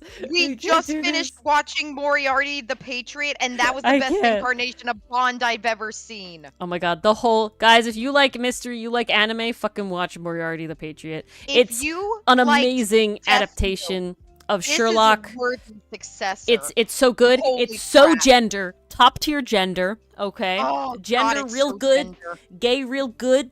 The Watson Holmes dynamic top tier. That's not gay. Ugh. That's not the gay. That is my not the case. favorite- That is actually bros just being bros. My favorite Lestrade portrayal ever. Oh, it's My so- favorite Lestrade portrayal ever. He's not even in it a lot. We also get this character that you don't see a lot, Patterson. He's top tier. He's Kyoya, but Bond. But Sherlock's. So I had a good time there. He is phenomenal. He's great. We Bond is want great. Bond Ron Patterson. is great. It's very good. Fred is great. Oh, Oh yeah. Moran. So good. Very, very good anime. I've always wanted to get into Danganronpa, Mason, but I never did. Like I tried watching Let's Plays of it, then they came out with like I think it was like a version for Switch, like a collector's edition. I or don't know if I'm collector's gonna get pack or canceled if I something. say this. I don't What the like hell are the you gonna art say? style. I Really, can't of do it. Danganronpa? No. See, One Piece I understand, Ori, but what about Danganronpa? Don't you like art-wise? I have to make sure I'm thinking of the right thing.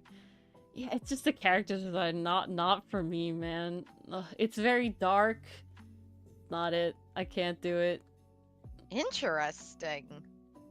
It's not for me. I never knew that. Yeah. Every time people are like, "Oh, do you want to play the game or something?" It's just like, I don't know. I can't do it. It's like I think it's much more on the rendering side of things that it gets me than the actual like art itself. That it's like Okay. really anime, but like smooth rendering, and it's like makes it really dark. I don't know. It's not for me. That's really can't do it. interesting to hear. Not for me. Danganronpa was the same as Persona. No. It's definitely not the same as Oh, Persona. well, I am Like, excited I'm for that, pretty sure Nicole. you heard my I am Persona excited 4 for rant. the Great Ace Attorney. Oh, the Great Ace Attorney is gonna be so good.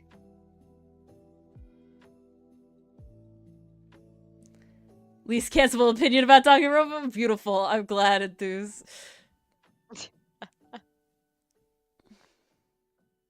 Far, but to be fair, no, whatever. There's only 2 character genders. Ace Attorney gender. I am Ace Attorney gender, okay? I think TGAA is the most recent in the timeline, so yeah, that would be TGAA, no. at the end of the TGAA is schedule. the oldest in the timeline, but the most recent game to come out. That's what I meant, like Okay. in release order. Yeah, it released Not the most actual recent, timeline. like, new game-wise, Not- but not- timeline, not it's in the canon past. timeline. Yeah. Yeah, no, I know. Okay, yeah. I just worded incorrectly. But yeah, the Great Ace Attorney is at the I end know, because the writer is Dylan originally wasn't very interested in playing it. He like at the beginning he was like, I don't really know, and I'm like Dylan, look at beautiful wine leg man. You have to be him, and he's like, fuck yeah, you're right, I have to be him. And I went, yes, Dylan, it's very important. He's like, this That is was the all most the vampire ever. It's very okay. I gotta say, I know where to hit Dylan so that he plays the game I want him to play. Very easy. I saw this guy and I was just like, yes, Dylan needs to be this character. And That Dylan's like, worked out yes, very I need to be this nicely. character. I'm like, yeah. It's beautiful. Okay, this finger is not right and I'm not succeeding. Sham spear? I don't know. No, it's a guy, and he holds wine, and he kicks his leg up on the desk, and he hits the desk with his leg. Oh, it's too powerful. I don't know. We'll honestly, it'll be a figuring out. I don't know what the big 3 is, and then we'll have to see. I haven't really looked into a lot of it. I do love the designs, though. I'm pretty sure there's another Maya stand-in, if I remember correctly. Dylan has to be the Edgeworth other samurai guy. If I'm Phoenix, that's who Dylan has to be. I don't know how much he's in though, so yeah, research will have to be done. Is Herlock Sholmes the gumshoe? You know, I don't know. It's very far in the future. Okay, that hand's not doing it. We're gonna have to fix that. Do it again. Guts to redo. Yep, we're moving on. Sometimes you just gotta move on. Try again. Kinda, he's more of a Maya. Ooh, then it might be Mars. Oh, interesting. we have no gender concept here. It's more the roles. Oh yeah, no, not at all. If I'm being honest, I play way more men in like D&D than anything else. Literally last night was the first time Ori was voicing a main female character on stream. Yeah. I don't think you've ever done that before. No, Lady Love Struck or whatever the fuck her name was. Oh, right, Lady Love Dies. Love Dies, yeah. She was a female. My gender is lawyer. Yeah. I think I repressed the memories of that game. Be honest. I can't wait for the compilation to come out then. Oy, oy, oy. That's gonna be one of those ones I have playing in the background, like, okay, I'll help us get the viewership, but I ain't paying attention. I think you'll find it more funny than you think, but we'll see. We don't talk about Lady Love Dies. I think that the compilation will be hilarious, but there will never be, like, a full series. You know, I have no desire to edit it that way. Ori always puts her all into the editing of these videos. I have no doubt that it's going to be epic. I think the compilation will be a worthwhile watch. Games that felt like a cross between, oh my god, Fever Dream, but also, holy crap, we're just walking around, how do we entertain stream? Mm-hmm. That was honestly my biggest I have concern never playing that seen... game, because there was so much, like, dead space between, like, I here's think game, you did okay. here's walking around, and I'm like, ah! I have never actually watched Moral Oral, though I have seen, like, shorts involving him. I have no desire to continue, though. It's one of those shows that's, like, a lot. I'm like, Oral. I've never heard of that one. Yeah, it's definitely, like, I guess Rick and Morty in the sense of, like, the content, but not like content warning wise, I guess. Is it kind of like the new one Inside Job? Like that? No, it's claymation, if I remember correctly. And it's about, like, a kid, but it's like dark and, like, negative. Yeah, not negative. I don't know how to say. It's dark, I guess, but in, like, a Rick and Morty kind of way. Like that's all I gotta say. It's a lot. And so I'm just like, like, take the darkest part of Metal Family and then make that a show on its own. Oh, I see. Yeah. Okay, I gotcha. Yeah. That's the level, and I just can't do it. That's one hell of a I've never heard of that. Don't know that one at all. Okay, I don't know what's happening. I've heard of that one. Whatever Happened to Edith Finch. I actually watched the game theory about that one. It seemed like a really interesting game. Sinister, sarcastic. I mean, a lot of shows are sarcastic, but not what I'm trying to convey. It's dark humor, I guess, is the way to put it. Dark humor. That's the words. But yeah, depressing, exactly. So it's just like, I could only take so much. I literally couldn't finish Cyberpunk Edgerunners. It's hard sometimes. Like, don't get me wrong, I love dark stories, but I feel like there has to be a purpose behind it. Like, it's kind of the Don Bluth logic. Don Bluth was the guy behind The Land Before Time, All Dogs Go to Heaven, An American Tale, Secret of Nim. Very, very good movies, but all, like, known for scaring the crap out of children. Mm-hmm. Apparently, there was this old adage he used to say where he believed, like, oh, you can show anything to kids as long as you put a happy ending at the end. So I grew up with these movies. I saw some messed up shit. Yeah. But there was always a happy ending that came along with it. And the happy ending felt all the better because you went through so much hardship to get there.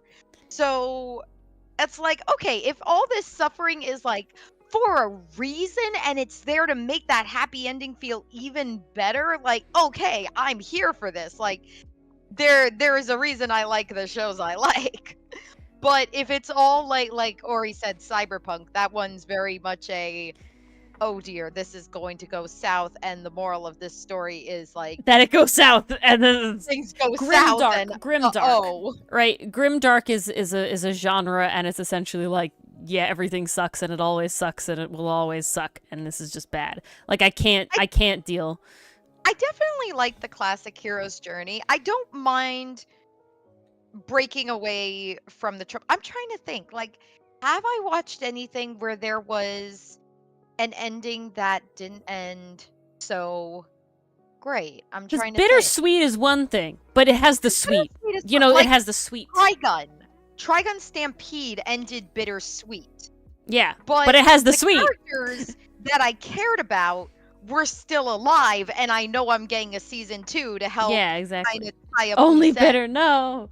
So, like, that's okay.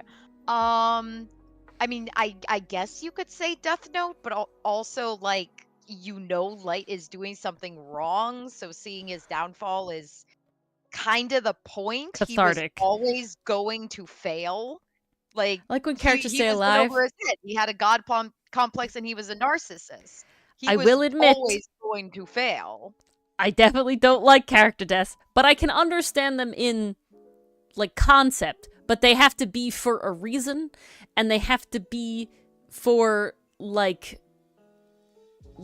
growth in the end. Like, that can't be like now the characters that this affects is broken forever, and thus life is terrible, and I am depressed now, and nothing will ever get better. You know, like, I can't do that. That kind of thing is reserved for fan fiction. Versus, that should not be in my canon material. Versus, like, if side character dies, but it's to spur the main character on to be better, to continue their journey, to make the world a better place so that people don't have to die like that character again. Like, I'm okay with that. I can accept that. I can accept that. Hello, Ori was Bisuk. very inspired by Jujutsu Kaisen, as you could clearly Jujutsu see. Kaisen? Gurren Lagann. Gurren Lagann player. I'm sure Fairy Tail also had moments like that. Who died? It's very difficult. There's a lot of fairies. Somebody must have died. Ori, you're telling me out of that entire cast of characters, a lot of people don't die. Died? A lot of people don't die. Are you kidding me? I'm trying to see. The problem is I'm trying to remember if people die, like, because a lot of the deaths aren't like deaths in the sense of that it's like, I feel like the two young dragons that I'm totally blank, Sting and something, I feel like they did die, but they like sacrificed their life, and it wasn't like, it wasn't like a die thing. They like sacrificed themselves, but it was like it's painted weird. I don't know how to explain it. So there's not like a scene like in Jujutsu Kaisen or in Demon Slayer where it's like a big deal. It is like they sacrificed their life for this, but it's not as like there, if that makes any sense. I can kind of see Naruto. that, yeah. Naruto has a lot of deaths that I cried a lot of times. That's just fascinating, because like with a big ensemble cast like that, you could kill off characters. It's and one really of those have things. It make an impact. I'm certain that I could list a bunch of characters that I'm like 90% sure did die. However, they're like, you introduce them and then you kill them. Like, they're not like, I'm not attached. They're not main players, so there's no audience investment. Yeah, exactly. So it's like, it's like, so the two I'm thinking about, Sting and this other one that I can't remember, they were introduced in that season and they died in that season. Wow. There's Jalal, who was like the main villain, and his whole thing was really weird. I'm pretty sure he died. He had a weird timeline clone shit, so I'm actually not 100% sure. Also, I watched this like 10 years ago at this point, so like, it's a bit blurry. It's a long series that I've only ever seen it all the way through once. So like, there's a lot, like, I'm pretty sure, like, there's a lot of backstory death related stuff, like, it's definitely there, but nothing like Naruto has with Jiraiya, or like nothing like Kamina, nothing like Nanami. Like, it's all like there, Rengoku, like you're all like there in the moment. You get the character, you get to know the character, you get to be there. These characters I wasn't, and they're all kind of like villains. They're all kind of the antagonist that like redeems themselves and then dies in sacrifice. So I'm not attached. Like, I'm just not really attached.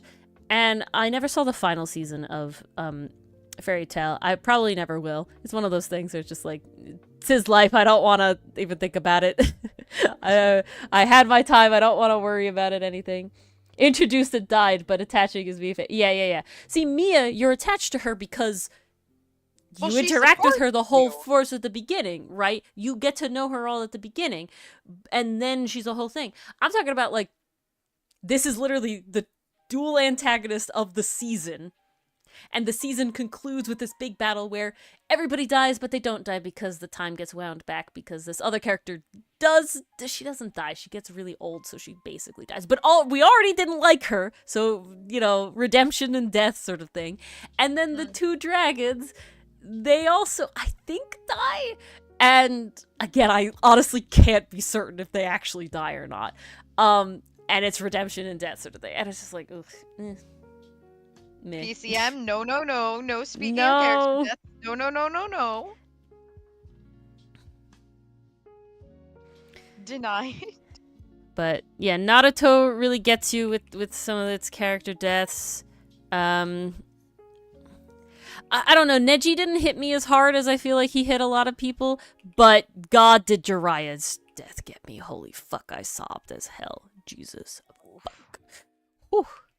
No, no, esto, boy. No, no, no audio. What the fuck? Should I be glad that I don't know, or? Asuma? Okay, that was a good one too. But to me, it was definitely Jiraiya. Jiraiya got me. Jiraiya got me. I sobbed real hard for Jiraiya. You know, he's the mentor, and it was like the Naruto didn't get the. You know, it was the whole thing. Yeah, that scene was rough. That scene was really, really, really rough. I'm remembering now. This is tough. Oh god. They know how to hit where it hurts. Yeah. Whew. Bringing up memories dichotomy. Jesus Christ. Ugh, that's rough, buddy. Yeah, Kamina's death really got me because I was not ready. Because they paint him so hard as the main character. And then they're like, haha, nope, not him, the other one. And I was like, fuck. But like, I wait, liked him. I wanted him. So that one hurt a lot. Denied, you don't get to have him. Yeah, literally. Like, what do you mean? I think I don't think the amount of character deaths in anime, like, overall, like, I don't know exactly what you're saying, but, like, overall, yeah, Naruto does really good after the fact, right? Like, what you lost, sort of thing. And I think that's what makes it good, right? Because there are, being a long show with a large cast, there are a significant amount of, deaths in Naruto, and obviously some hit a lot more than others, and a lot are like the villains dying and this sort of thing. But the ones, they make it really hit hard with the like what you lost, right? And that's what Naruto does really well. I think that Kamina's does really well because of the bait and switch of like, haha, yeah, he's the main character, right? And then he's not. And it's like, oh, fuck. But then you get, I was so emotionally, the time that Kamina's death hit the hardest was when we get to see Simon grown up, like being Kamina. Like that hurt a lot. And he just embodied it. That one hurt a lot. I am going to become my brother. Yeah, that one was like, oh, fuck, there it is. There it is. Rengoku's is really good when we get to continue to see the hilt of the sword, and we get to talk about like the brother and seeing like the brother and everything. Like that's really good there and all of that. Trying to think of other ones that are really like, oh, it really hits you personally. Yeah, that got me. I don't know what tree I'm gonna do next, Slasher. It'll be a while.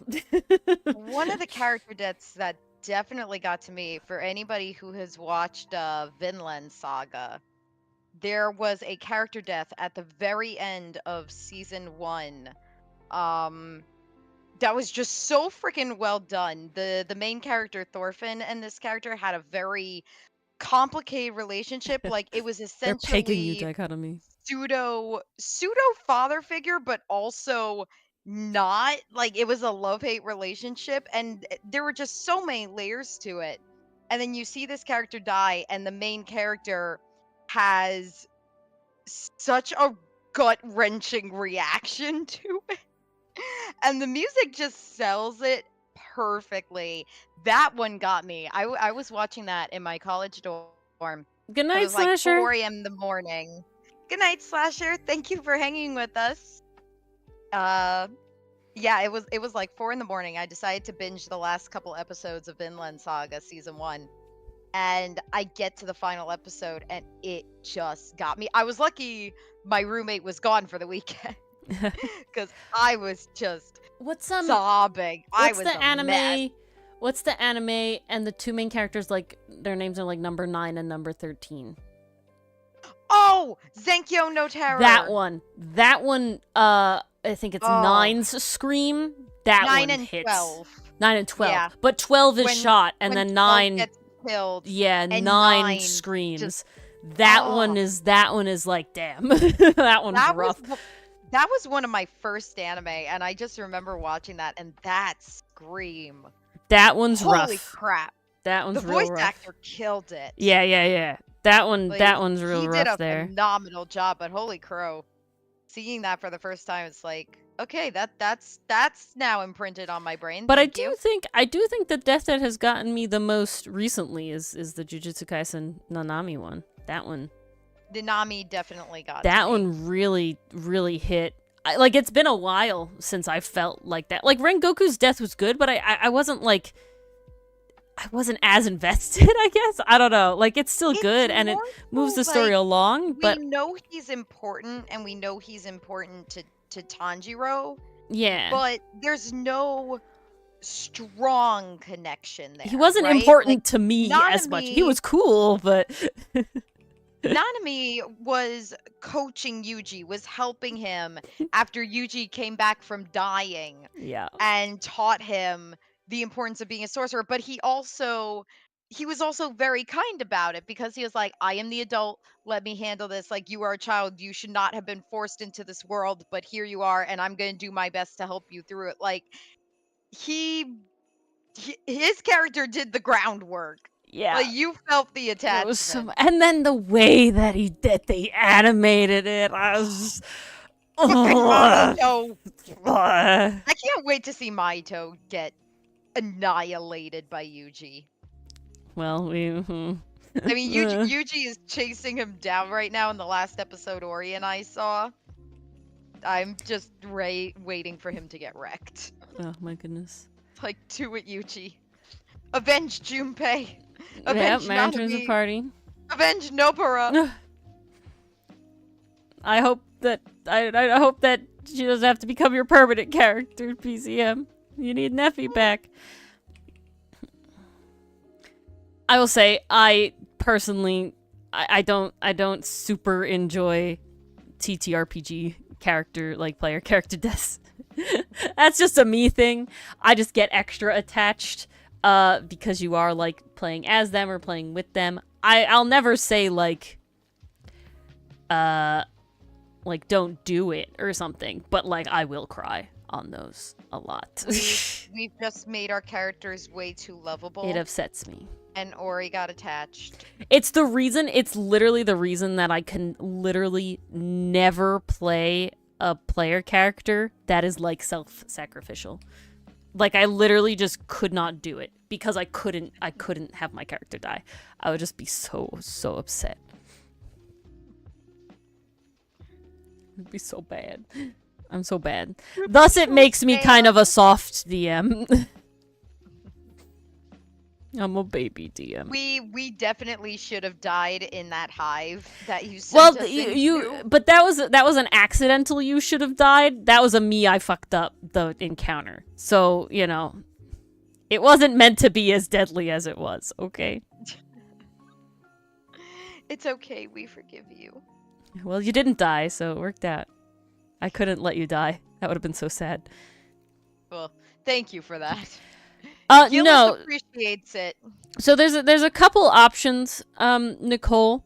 If the player whose character dies does not want to be resurrected and or can't be resurrected, they play a new character now. If there is the possibility of, like, we could within this session or the next session resurrect the character and said player would want that, wants their character to be resurrected because the soul has to be willing, then they would probably just sit around for a little bit.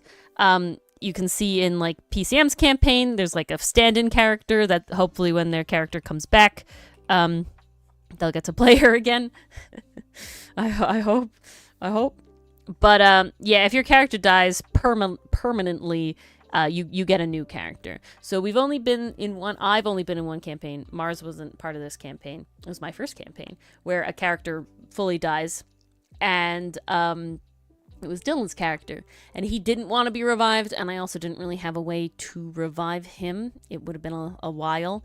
So he started playing a new character, and so he actually got two characters during that session, which is funny because it means that mathematically, even though Dylan has DM'd a significant amount of our tabletop games, he still has, I think, the most characters that I've drawn of player characters, because he had 2 in one campaign, and he has 1 from a campaign that I never played in, that Doug did play in, but never got art for because it was very early in Dylan and my relationship. But I love him. He's Noko. He's really pretty, and I will get to draw him eventually again as a legendary card. He's on the list because I can't let him go. But yeah.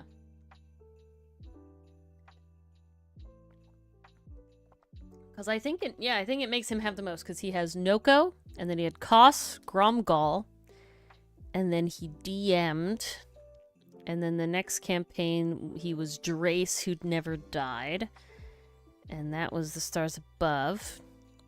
He was Vipo and Vol in the short ones, and then I think the next one was the Watery Grave, I think? That makes sense.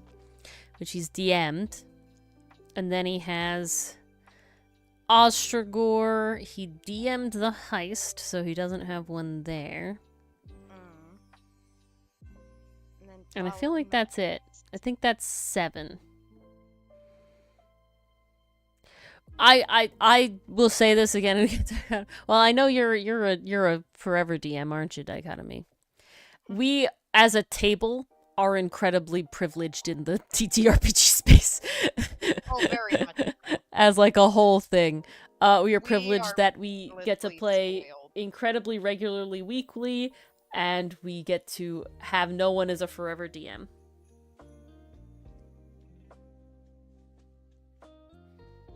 It has worked out exceptionally well. Indeed. I'm so sorry, Dichotomy. Yes, thankfully we have our groups. Yeah, we don't do a lot of one-shots. We have I mean I haven't in this I didn't count any one-shots. I have played one-shots. In this I didn't count any characters from one-shots. We like micro campaigns, which are pretty good. Yeah, that's the big one. I would love to do more, but time.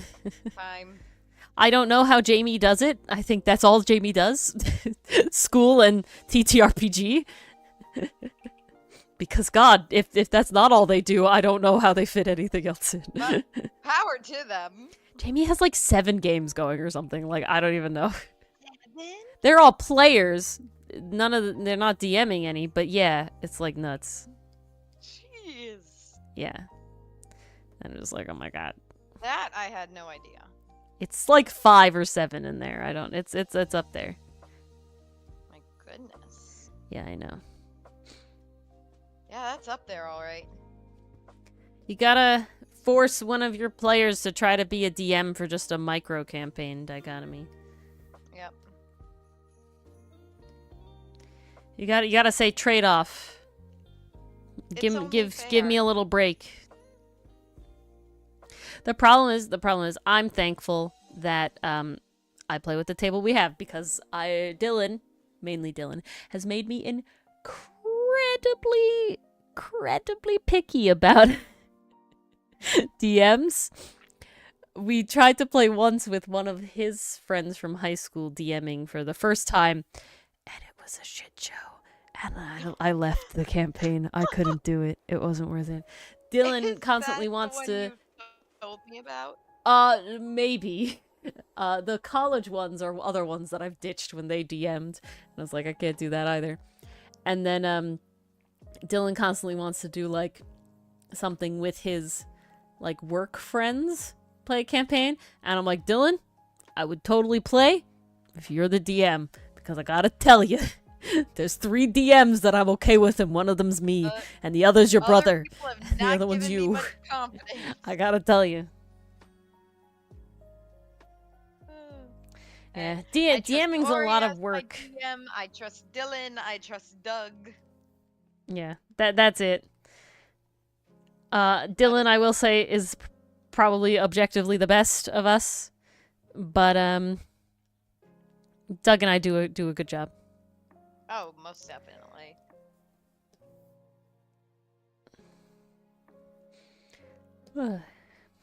So, okay. Oh no. He says he misses playing. It's the scheduling. It's the scheduling. I'm very happy that I'm sort of happy that one, most of us are shut-ins as people. I think Mars is the person that goes out the most. If I'm being completely honest. You know, I try to experience what life is like outside these walls. It's all right. It's fun every once in a while.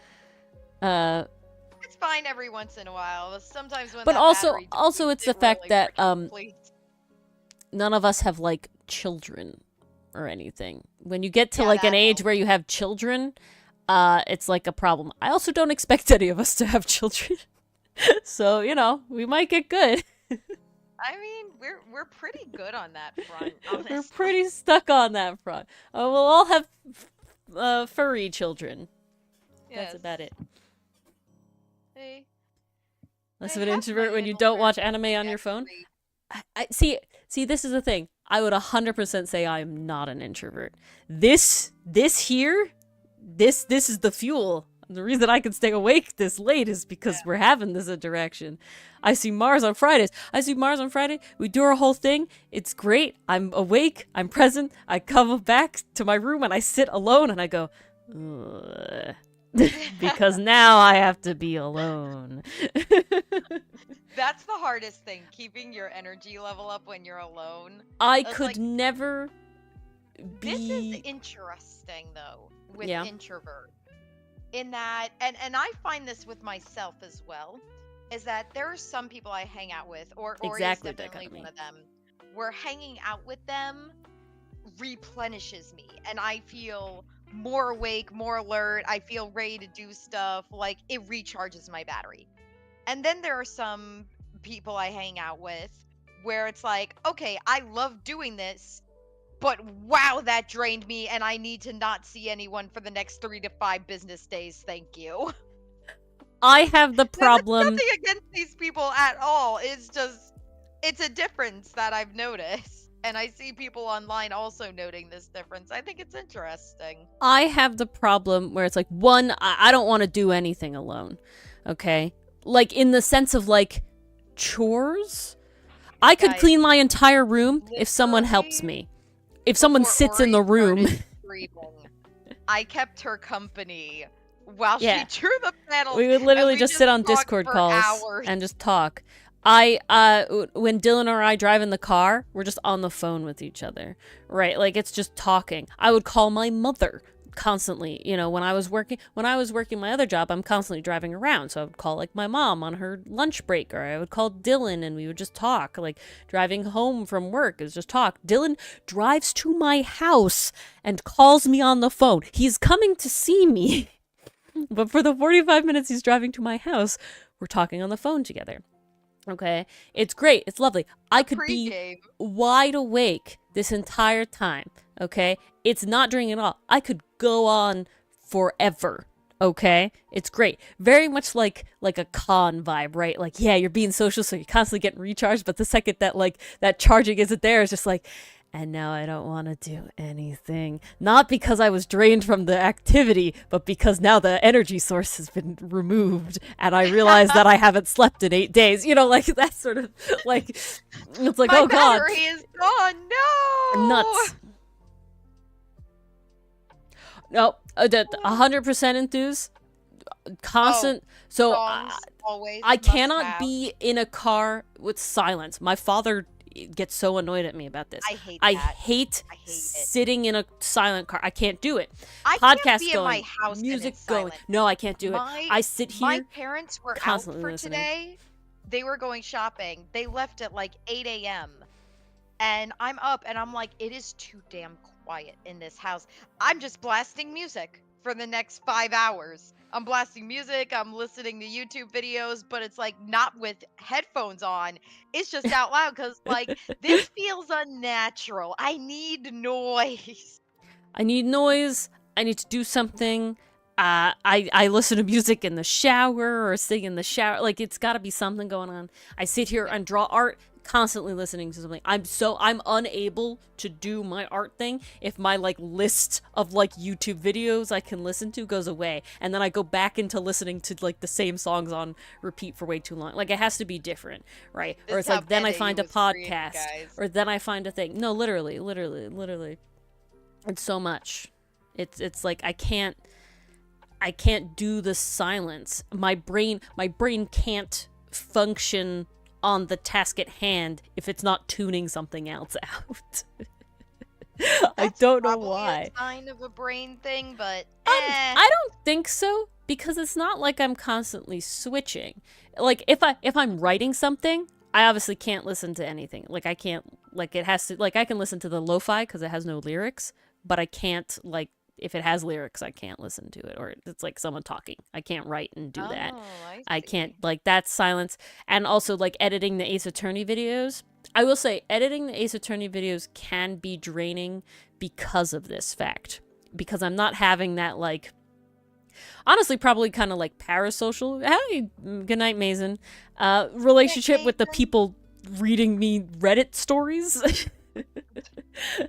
But the fact that there's like someone talking to me is like makes it manageable. But doing the Ace Attorney thing is like I'm listening to my own voice 8 times. I'm listening to your voice saying the same things. You know, like I'm not talking to you. You know, I'm not talking to Dylan. It's nice. However, when you two like laugh wholeheartedly, that helps. You eat a snowball? Yeah, she's sprinkling one of her potions. That's the goal. Ooh. That's the vibe I'm trying to go for here. But Yeet is similar. Yeet is definitely in the family. Yeet. But yeah. See, it's one of those things where it's like I don't think I have a brain thing, because I only like partially relate to like some of the like, you know, ADHD, autism, whatever. It's like maybe like 1 or 2, but I definitely not the major stuff. Dylan, on the other hand, I don't know.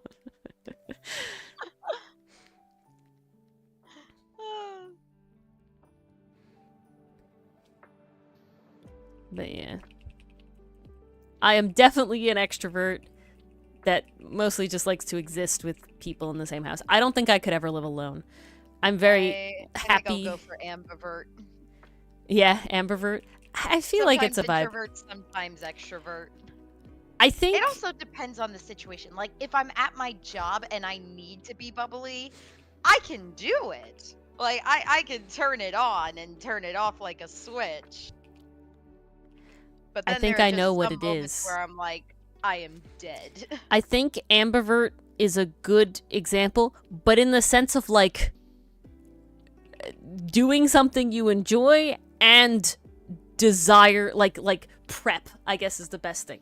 If I could sit here all day alone in my room and not like talk to anybody, just listen to the people on the thing, and be perfectly happy and have a great time, okay? Mm-hmm. But I knew I was going to do that. And it's something that I want to do. But if I expected to go out food shopping or something with somebody, and then it turns out that they can't make it, now it's like, well, now it's like, oh, I had this thing to look forward to, and now it's gone. Now it's a gone thing. Versus, like, at least the way the internet portrays introvertedness would be like, oh, yes, great, I don't have to talk with people. I can just be and exist. No, I feel that too. Oh, geez. You just had me flashbacking to last week. Because that was how I felt when I was congested. I had so many plans. I wanted to go meet up with friends. I wanted to go see the new Miyazaki movie with someone. I was like, I'm going to do all this stuff now that class is over. Now that stuff is over, I am free. And my body's just like, well, yes, 100% yeah, no, actually, you can't do any of that. You must stay in bed for an entire week. Like, ugh. I am certainly not a person that likes change. See, I like spontaneity in a scheduled way. What do I mean by that? I can block out a scheduled piece of time where I have no plans and I don't give a shit what we do, okay? But I need that time to be built into the schedule. Know if that time is available. Right. Yeah, because I do so many things, right? Like, the comic needs to get out, like, every other week. Like, the videos have to be edited every day. Like, all this stuff has to come out. So it's like, if I need to make time, I need to make time. But you could literally say, hey, plan for, like, 5 hours on Sunday. And it's like, all right, I can manage that. But then you also have to say, yeah, we ain't doing anything next Sunday, okay? Because I need that time to make it up. I need to make it back. But you gotta let me know the deets. That's my least favorite thing. My mom gets, like, so sad. She's like, why are you so stressed all that? Why do you say you're so stressed? I'm not, like, actually stressed. I just say, like, oh, yeah, like, I have so much to do, because it's always something to do. And she's like, why do you feel this way all the time? And it's like, because this weekend we had this event and this birthday party, and then we did this the next weekend. It's like, I never got to catch back up. Like, I never got the full Saturday back. I need it back, okay? I need just one. Every other weekend, okay? It can't be every weekend. Too much. I need time. Yeah, That's the problem. There is not enough time for things. Never. Like, I am feeling the pressure right now. Like, school starts up again close to the end of January. And right now, I am, like, feeling the pressure. I'm like, okay, I only have so much time to meet up with family I didn't get to see. I only have so much time to meet up with friends I didn't get to see. I only have so much time to reconnect with this person. I only have so much time to get all this done. And it's just like, can I just freeze time? Like, is there a stopwatch that's linked to the flow of the universe that if I press it, it'll just okay, now I have all the time in the world. Thank you. Guys. This is very important. So, both mine and Dylan's parents are at retirement age. I mean, Dylan's father has been retired for many years. Dylan's mother just retired. My father just retired this year. My mother is retiring at the end of January, beginning of February. Okay, so all of our parents are going to be retired in 2024. Okay, they're going to be retired. My father has never had a problem with finding something to do with himself. I do not think my mother will either. However, Dylan's mother constantly complains of being bored. And I am sitting here like, I want to retire right now, and I still won't do all the shit that I want to do in my lifetime. Like, if I never had to do anything I didn't want to do for money, I would never get to do everything that I want to do, right? How is it possible? Like, I can't fathom the idea that a human can be retired and be so bored. Like, oh, I've watched all the shows that I even find remotely interesting. It's like, with the amount of shows that are out now, I wouldn't finish all the ones I even can, like, think off the top of my head right now to watch. And then more keep coming out. Like I couldn't, books to read, things to draw, sew, to knit. Like how do you not have stuff? Everybody's asking my father when he was retired at work, like, oh, Mr., Papa Ori, what are you gonna do when you retire? And he's like, I have a house.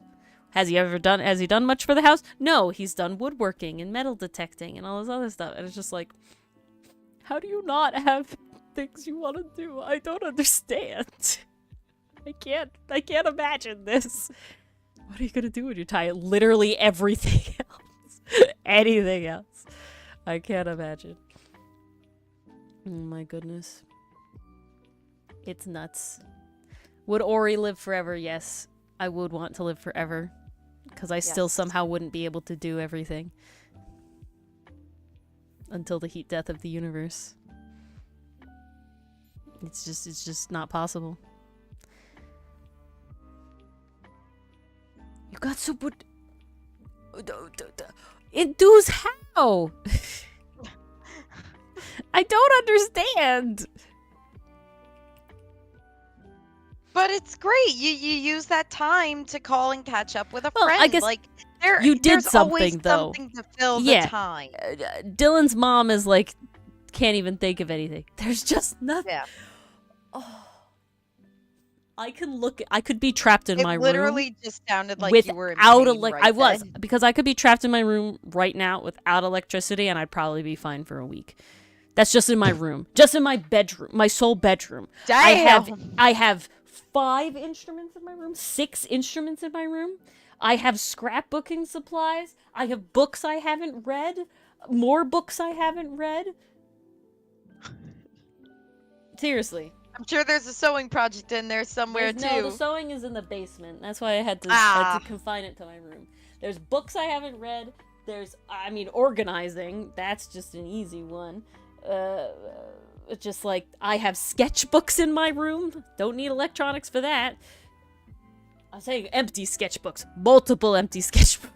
Like, think of all the Hotz and origami Milano paper she could draw.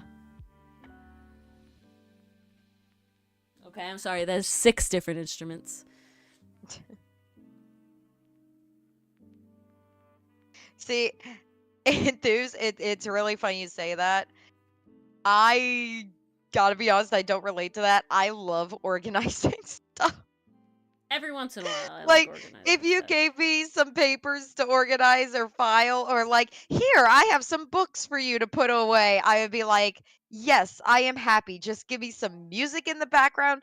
I will vibe. I am in my happy place right now. I'm pretty sure there's a calligraphy set in the corner of my room.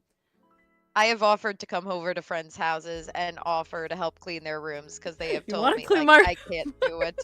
Case in point! No, I'm moving.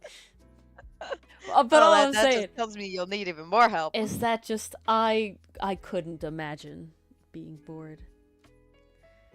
There's just so much to do, and there's so many places to go. Places to go, Like, it's just so much. Oh my god, guys, I don't know. Okay, I have to ask.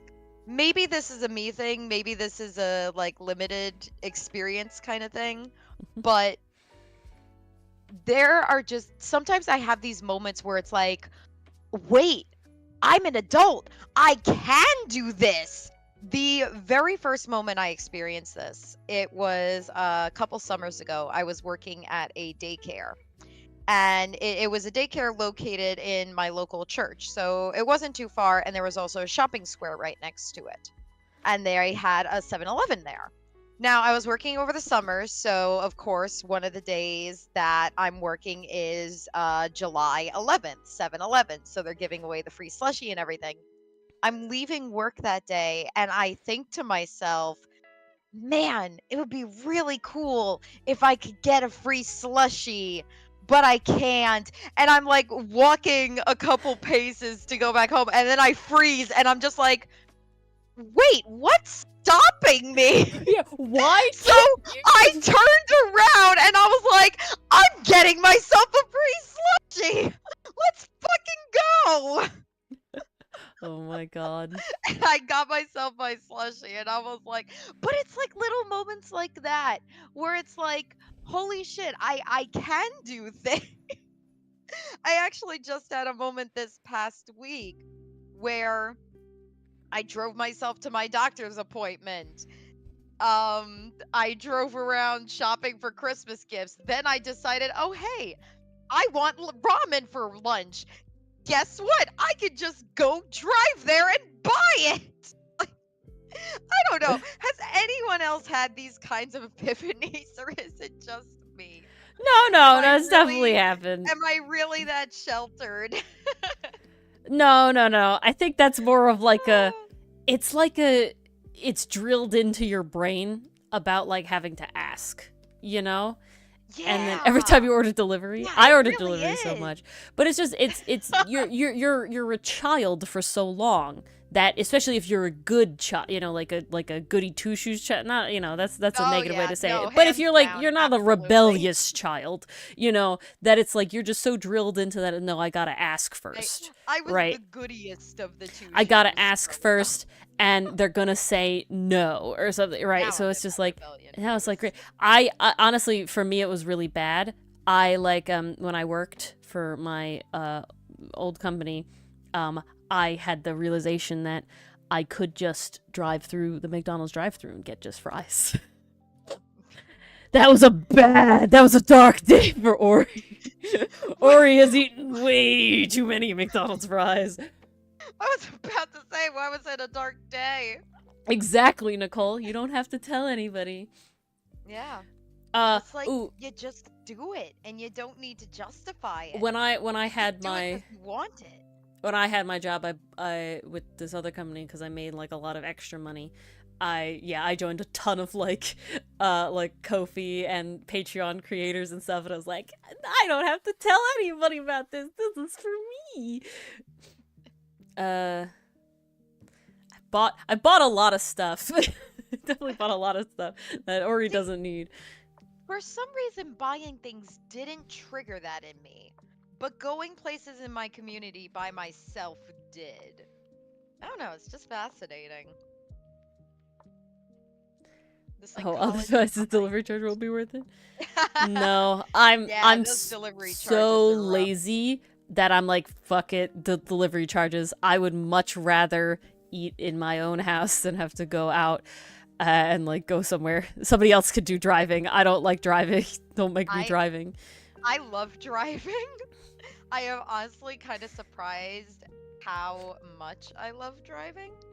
Like, it's honestly one of the most relaxing times for me, not gonna lie. I will say my attitude changes based on my like current life sort of like necessities, in the sense of that, like I imagine when you were driving around a ton for work, you were not the biggest fan. Well, no. See, that's the interesting thing. When I was driving around for work constantly, I didn't dislike driving, but I didn't want to have to do it, right? Like, actually, like driving in work is like your time off. You know, like I don't have to do anything. I don't have to interact with people. Nobody cares where I am. You know, it's like, this is nice. I can do me. I can go through the McDonald's or the Starbucks drive-thru. You know, like, and get way too much calories for not doing anything.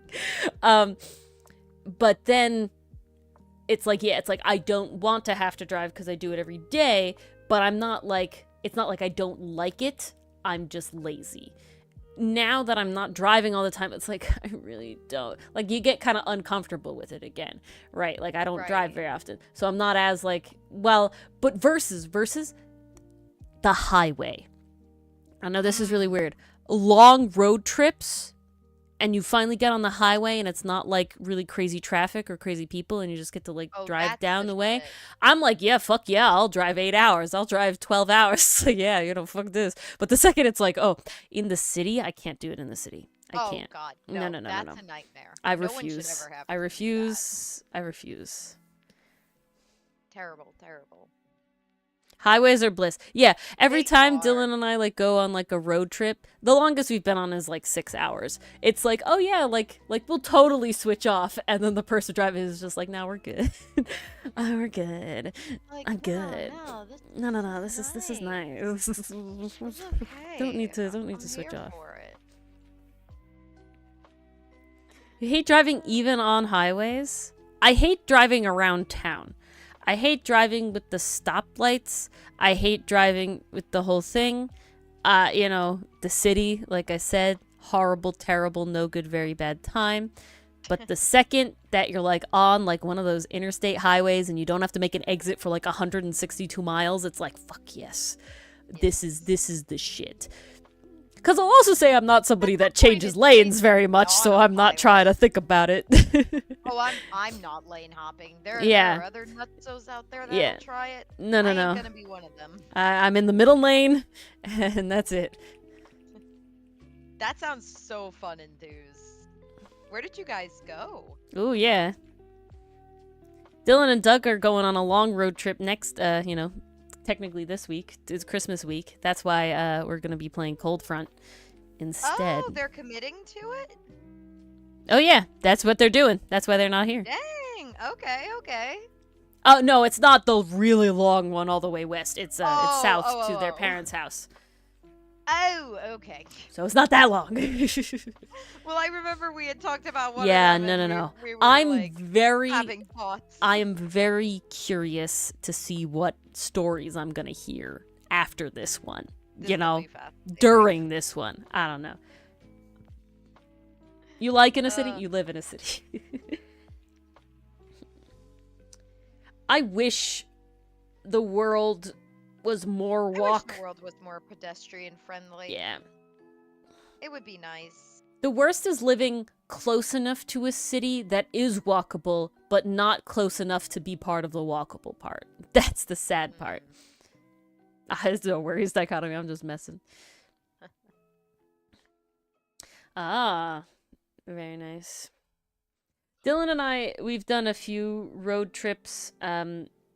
His parents have like timeshare that they've allowed us to use, and so we've been on a few that are like within road trip distance, because mainly the reason is because if you get on a plane, you need to rent a car, and you can't rent a car until you're like 26. So we weren't old enough.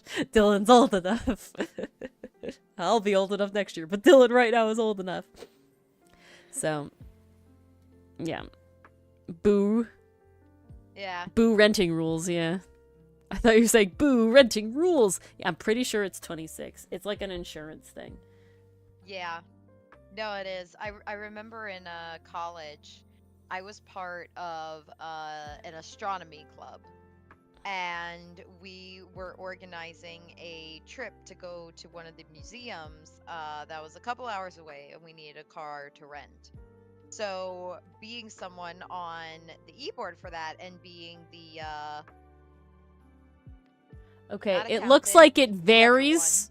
It looks like it varies, and the price is extreme. Yeah, most companies will rent to drivers aged 20 years old and above, but every rental car has their own policy, and usually the prices are more expensive. Yeah. So it looks like it's 25, not 26, but still, that only just happened like this year. That's what I encountered trying to get the rental car. The also confusing thing about was they were like, oh, you just drop off your other car and then we'll give you the rental. And I'm like, oh, snap, Nicole. If I have a car, why would I be renting another car? Yeah, Enthuse, we talked about this, yeah. Can't raise it above 21? That's interesting. Is it more expensive, though? Wow. I know that it's like an insurance thing. I know that like younger than like 25, the insurance is like way more expensive. Yeah, they that's why they do it. Yeah. At all. 1 year younger than us, Nicole, then. It's really weird. Age is weird. Most of the time I don't feel old, and then every once in a while it's just like, damn, that was a long time ago. I told you guys about the pre-marina meme, right? Yeah. No, my favorite was when you talked. Ancient. Mars told me a story. Basically, she had like a kid that she was like acting with, and they were like, yeah, I love to play retro games, and she's like, yes! What kind of retro games? And they're like, the Wii. And it was like, ow. Ugh. I'll never remember that dichotomy. God, that made my day. Yeah, that was back at my retail job. Interesting audio. This kiddo said it so innocently too. I was like, oh, what retro games are you into? Here I am expecting Atari, Nintendo 64. Even the GameCube I could accept. Wii. I could accept the GameCube. Okay? Ow. But the Wii hurt. Yeah, exactly, Nicole. How Pain. could you do this to me? I'm not that damn old. That's one of my favorite. That's one of my favorite really quotes me feel ancient. and shorts in our Ace Attorney game. Is the You not knowing what Club Penguin age doesn't make me old, it makes you young. Yes. That's one of my favorites. See, Jawline Jim, what you just missed, quick TLDR, I had a kiddo I was talking to, this was a couple of years ago. We're chit-chatting, I find out he's into games, I ask him about it, he says he's into retro stuff, I ask him what retro stuff he's into, and he tells me he's into the Wii. Dichotomy, I'm probably one of the people... I aged 30 years of my generation that would accept that, of like my age that would accept that. I think Dylan would be upset if I called the GameCube old, like possibly passing for retro. The reason for that is because I wasn't into like, because my parents weren't super into video games. Well, that's what I'm saying. Because my parents weren't super into video games. Who had them, so I did play the GameCube. Yeah, see, I didn't have any friends or older siblings or being particularly into video games through like my parents or something that made me have any experience with the GameCube. See, and this is what makes it funny, right? That's specifically Nintendo versus like the PS2 to me, even though I'm pretty sure that's older than the GameCube, is not passable for retro, quote unquote, just because I have experience with with its existence, like my father playing it. No, Joel and Jim, my father is not lame, he just wasn't a Nintendo gamer. He did PlayStation 1, PlayStation 2. He played Doom, and I watched him play Doom as like a young child, and it gave me nightmares, and my mom was like, Papa Ori, you can't let Ori watch you play Doom anymore. You're not allowed. It's giving her nightmares. She waking me up in the middle of the night. I'm like, oh, okay. So sad. You're 1-year-old when the DS came out? This is pain, dudes. This is pain. Oh, this is suffering. Oh, ow.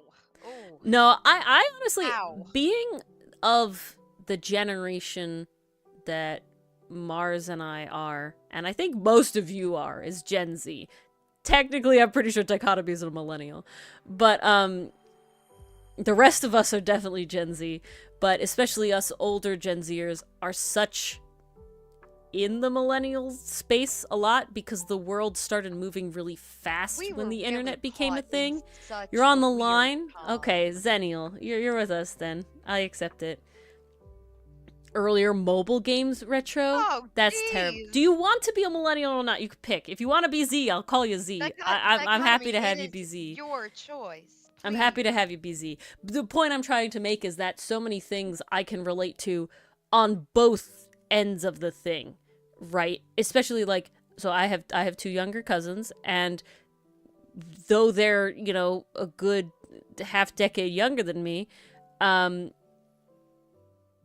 it's like I still watch the shows that they started watching when they started growing up, like Steven Universe and like, you know, playing Nintendo and all this sort of stuff. I was still doing that even though I was older than them, right? We'd still like in the same level. And then I still know about like the older sort of millennial stuff, like I can vaguely, I obviously wasn't a teen in that time, but I can vaguely remember like AOL and like dial-up and like they're still there, you know, landline phones and all this sort of stuff. Having a flip phone, you know, having minutes be a main thing. So it's very interesting.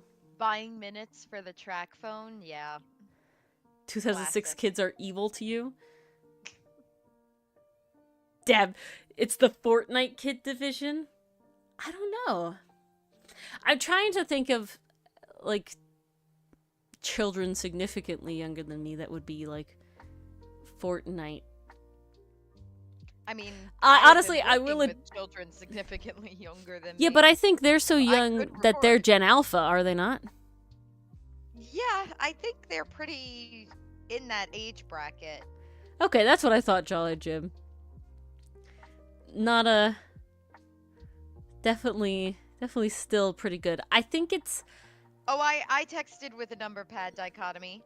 I didn't even get my first flip phone until, well, I had a track phone first in middle school, and then I got my first flip phone in 2011. high school, and I had that flip phone. Yeah, so Mars is working with Gen Alpha. Until when did I have that flip phone? Yeah, don't I had to think text got with a an number pad iPhone too. until college, actually. I remember when the cool shit was the phones that slid up to the side. My phone and my That was the music shit. device, my iPod, were separate. That's what I thought, John and Jim. Yeah, it's Yeah. like Wow. you're into the God. younger end. I feel ancient.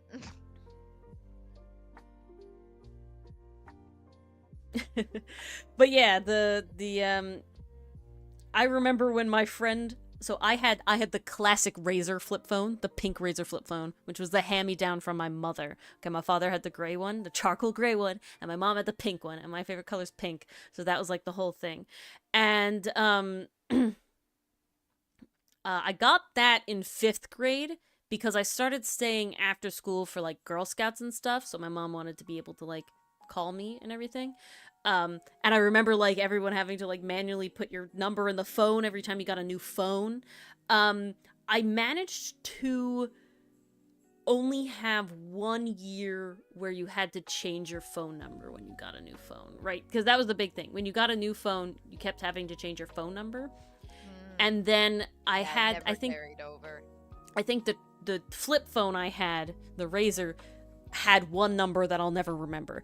But then I got the LTG chocolate in middle school, which was like the first sort of like touchscreen phones that were like a thing, and it was a fucking brick. Like that thing was like the size of like 3 of my like smartphones like stacked on top of each other. Like it was a chunky brick. But it was a touchscreen, and so it was really cool. But yeah, I remember when my friend, while I still had the flip Razor phone, got the little slide up, slide side phone where it had the full keyboard. Like if you turned it to the side, that was the shit. Have. That was the cool stuff. That was the one everyone wanted. The one that hurts me is when apparently people don't know what landline phones are. That they existed. People talking about like, oh yeah, we want one phone like for the house. And it's like, that's what a landline is. Excuse me. We had those. I still have a landline. I still do too. I still have a landline. Exists, it just never gets used. Ours definitely does get used.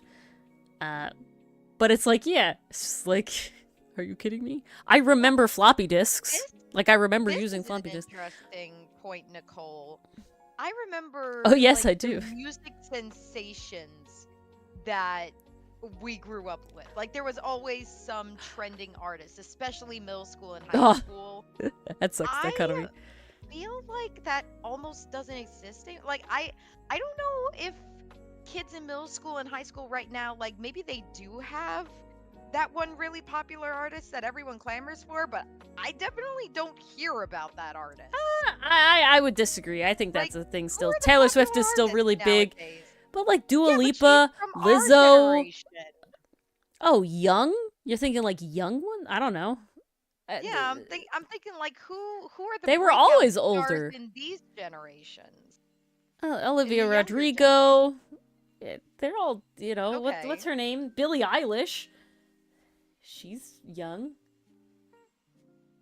I don't know. I don't think that would not feel so long ago to me. It's recent, but she was 18. Weird. Time is like dilated. And I think you're just having a weird time. Not in others. I think so too. Oh yeah, damn enthused. Yeah, 100%. Whew. I don't know if Joel and Jim will be the person to ask, but we'll see. But yeah, no, they're all younger. We don't, but see, this is the other thing. Well, the internet and everything has moved away from having kids' spaces. We talked about this with Club Penguin, with Pop Tropica closing down. Like Pop Tropica is closing down. I just saw that the other day. These are places, you know, Webkins, Neopets. Like these were places that you. Webkins is still around, but their model is different. I don't think you need to buy the stuffed animal anymore. But it's also like not used, you know, you don't hear about it. I don't hear about any children using Webkins. But the point that I'm trying to say, Neopets, I don't hear about Wizards 101. I think Wizards 101 is gone. Is it? I think Wizards 101 is gone. I feel like we had this conversation. God, I bought so many gift cards for that damn game. Oh no, it's still up. It's still up. Something else then. Oh, okay. Yay. But the point that I have is that now you have the problem with a lot of children being on the same platforms that adults are. Think popular musicians are decreasing with the shift away from radio? Yeah, probably. That's Also, I just feel like I don't know everything any is YouTube of the big now. names Yeah. anymore, aside from the ones that started in our generation and then continued to have a career. I feel like Dua Lipa is a newer one. You know, like, just because they're older people doesn't make them not newer stars, you know? Maybe I just Olivia Rodrigo is incredibly recent. Billie Eilish is incredibly recent. Maybe I've been listening to too many cover songs. Like, I feel like Too much Emily. yeah, I feel like you're pushing it back a little far.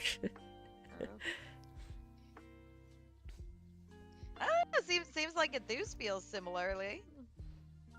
Maybe. Well, shift away from radio. I can't speak for anybody. Which I can definitely see an argument for. I definitely don't think there's as many fully popping up. I also find there's a lot of, like, kind of one-hit wonder people. Like, and that, like, making it big is not the same as what it used to. In the sense of, like, there's that one guy whose name is Jake, but it's spelled Jvke, and he made Golden Hour, which you might know. It played on the radio, which used to be like the big thing. If you were a YouTube person, you were a TikTok person, and you got your song on the radio, like, you fucking made it, okay? That's the only song, to my knowledge, of his on the radio, but it doesn't really matter if he ever got on the radio or not, you know? There's a lot of ones that come out. This is interesting. I recently watched, just today, Matt Pat's video on freaking YouTube Shorts and TikTok. Oh! And I think this also has to do with the music thing you're talking about, and the same thing. Golden Hour is very good. No, there's no question. He has a fair amount of good songs. Also, I love Witch. I can't remember her name, but the rumor on the sweet is that her apples are delicious. Yeah. But the angels say she wished it. Yeah, that one's really good. I can't remember her name for the life of me, though.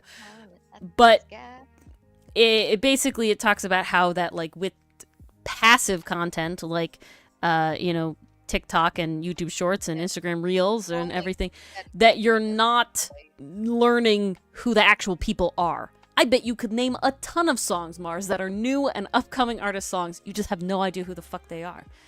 I literally have no clue. That's like, you know, that's the whole problem. Your sound could go viral. I just learned, so I posted that reel today. That was like the looking back at Outcast reels that I made, right? And it's with this guy's voice, who I'm pretty sure is a baseball sports announcer, okay? And they did it last year, and they might have done it in 2021 as well, but his sort of end off of the season is been used for these sort of, like, replays for a few years now, and it says, like, and so that comes, you know, the 2023 season comes to a close, good night. You know, like that's his thing, and he says that with 2022. I'm pretty sure they have one in 2021, but it definitely was 2022. And I would never have known who this fucking guy is, okay? I just kind of assumed it, and then my feed did come up that it was like, oh yeah, this guy, being like, yeah, that's me. I never knew this would be my life, but I still don't know his name. I still don't know who he is. I can vaguely recognize his face now, but I know the trend, right? You don't know TikTokers, you know, very much. I can recognize a person that I see often. Oh my god, it's that guy. Exactly. It's that guy. I can recognize, like, a couple things that I see often. Like, I can recognize a creator, like, oh yeah, I like this creator. I watch one of their sketches. He does the Jesus art. I'm not sure if that helps me. I'm lost. Not sure who this is. But I don't know half of their names. You know, I don't know most of their handles and their stuff, unless you get really, really into it. That's why, like, getting followers off of, like, reels and stuff is, like, really nuts, or shorts is like, wow, like, that means a lot to me. like, holy crap, a lasting impression. And he does the Jesus art. I'm not sure who we're talking about in Dudes. But yeah, so it's hopefully that it's like, you know, remember Outcast, remember Faulty Planets, remember Mars and Ori, you know, it's like... There was that whole thing with, like, VidCon, when it was like a lot of creators came who have like 1 million, 500,000 followers, and nobody fucking showed up in their lines to meet them. Because they don't know who they are, you know? Who's that? Name a recent YouTuber. or TikTok. Name a TikToker. I literally couldn't name a TikToker.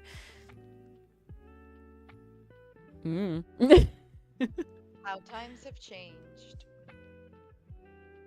It's very, very interesting.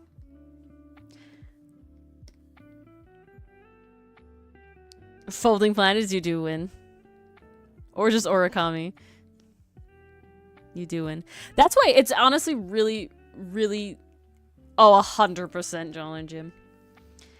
But that's why it's really wild to me when we get, like, new people in the chat, and they're like, oh, like, favorite YouTubers, or, like, we just found, like, we haven't seen your stream, I'm so glad to catch a stream. It's like, oh, wow, you actually, like, know kind of who we are. Damn, that's pretty wild. I was like, whoa. That's kind of nuts. So much. I'm so glad. I'm so glad, Nicole. It was actually really funny. So, when we first started doing Ace Attorney, okay, I had no intention of making it a YouTube thing. It was just a fun stream thing for us to play, and I enjoyed it. But I enjoyed it so much that it was like, man, I want to be able to remember this more, and I am a person that'll never watch stream VODs. I just can't do it. It's just not who I am. So I went, you know what? I can edit these videos. That'll be fun. You can add a little more, and I can remember them better, because of course when you like listen to something over and over again, you remember it more. So it's like, wow, I will store these memories better if I edit videos. So I did it for me and for Mars and Dylan so that they could rewatch them as well, and we could sort of have these times together.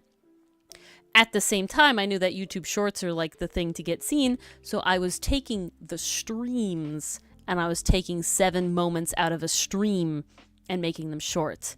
And at a certain point, that became unfeasible. The program that I was using to make it really easy for me to do it became kind of paid and not working, and is now shut down. Actually, it's gone. Doesn't exist anymore. And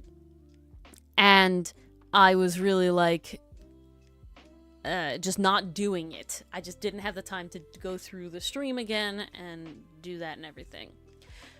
But then Enthuse actually mentioned something. I don't know how it came up or something, but Enthuse essentially went, yeah, I found you from your shorts.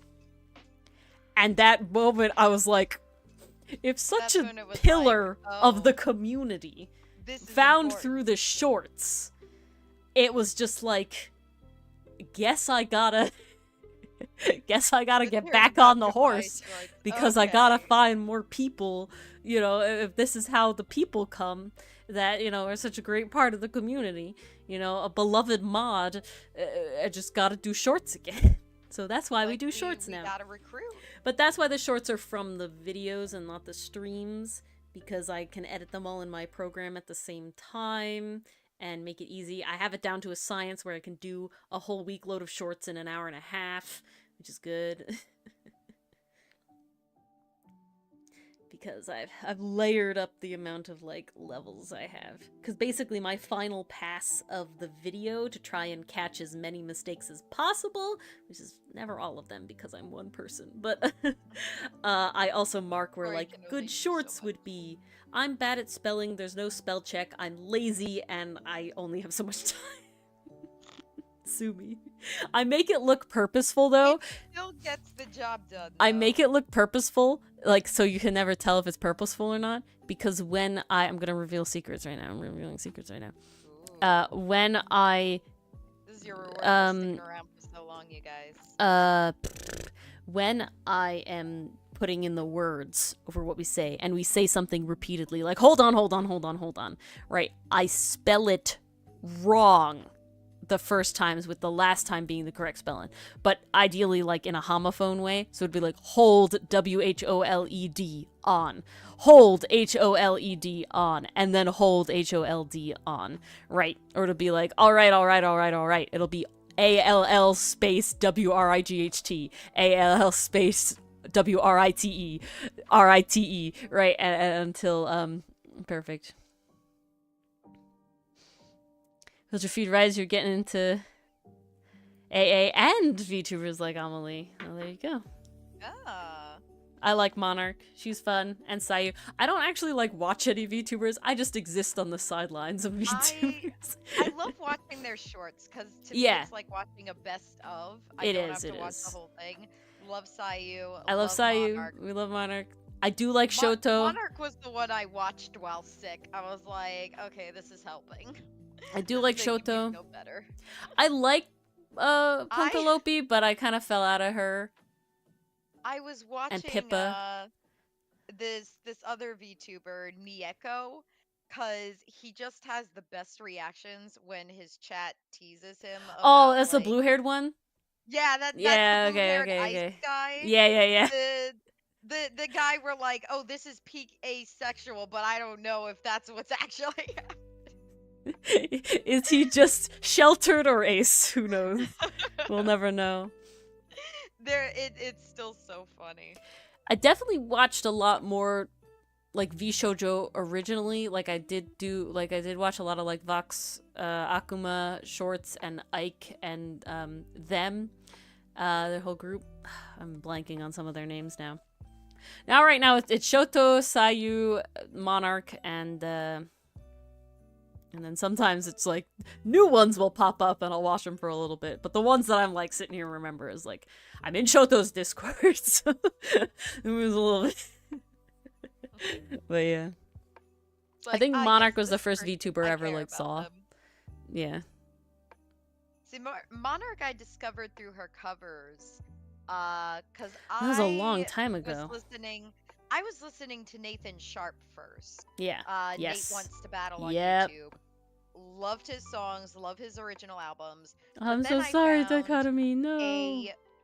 A cover where he collabed with Amelie, and I was like, oh, she sounds really good. Wonder what her songs are like.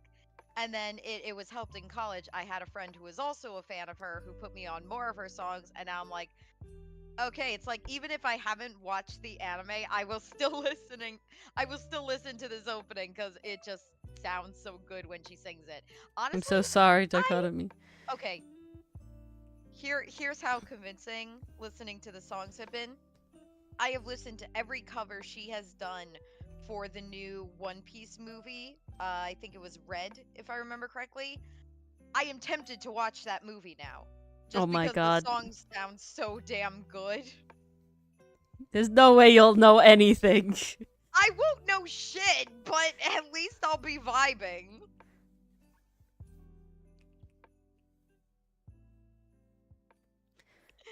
And and in the English dub, I think she actually voices the idol character in that movie. Oh, really? So, I'll just listen to her, and it's all good.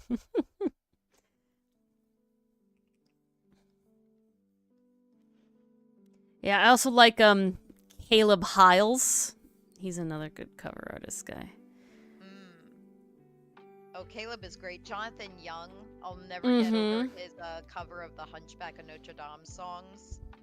Yes. So, oh, what a powerhouse voice.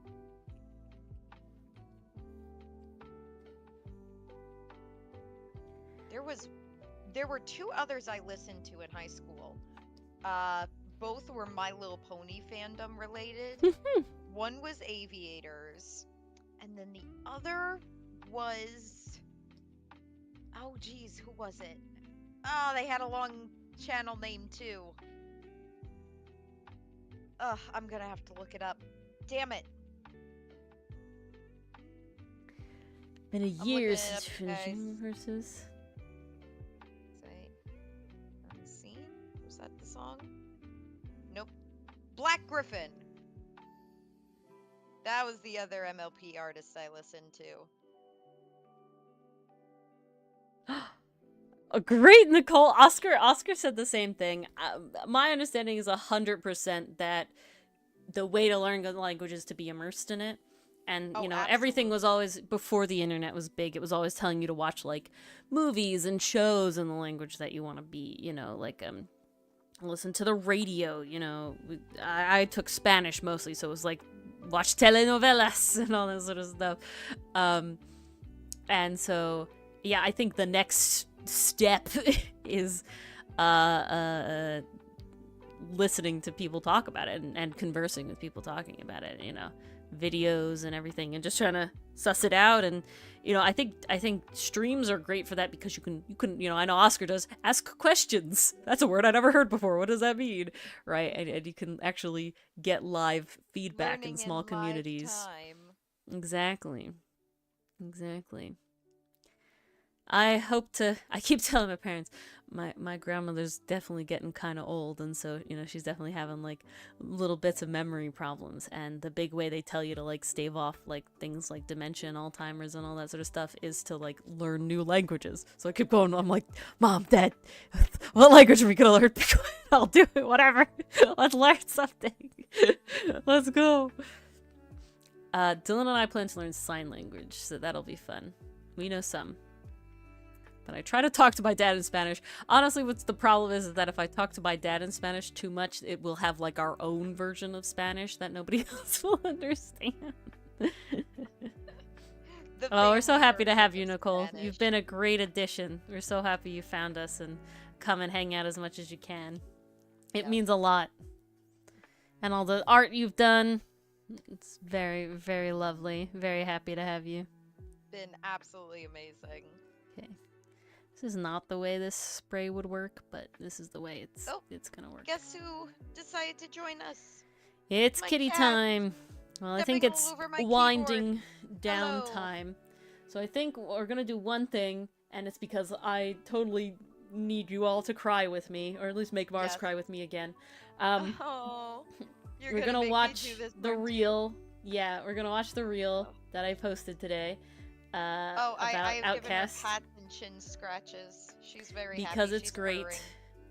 And, you know, if you haven't already watched it, go watch it on your own to give the views. But, you know, still, watch it with us. Because it's really good, and I keep watching it way too much. Alright, let me set it up. Oh my god, I have too many goddamn tabs.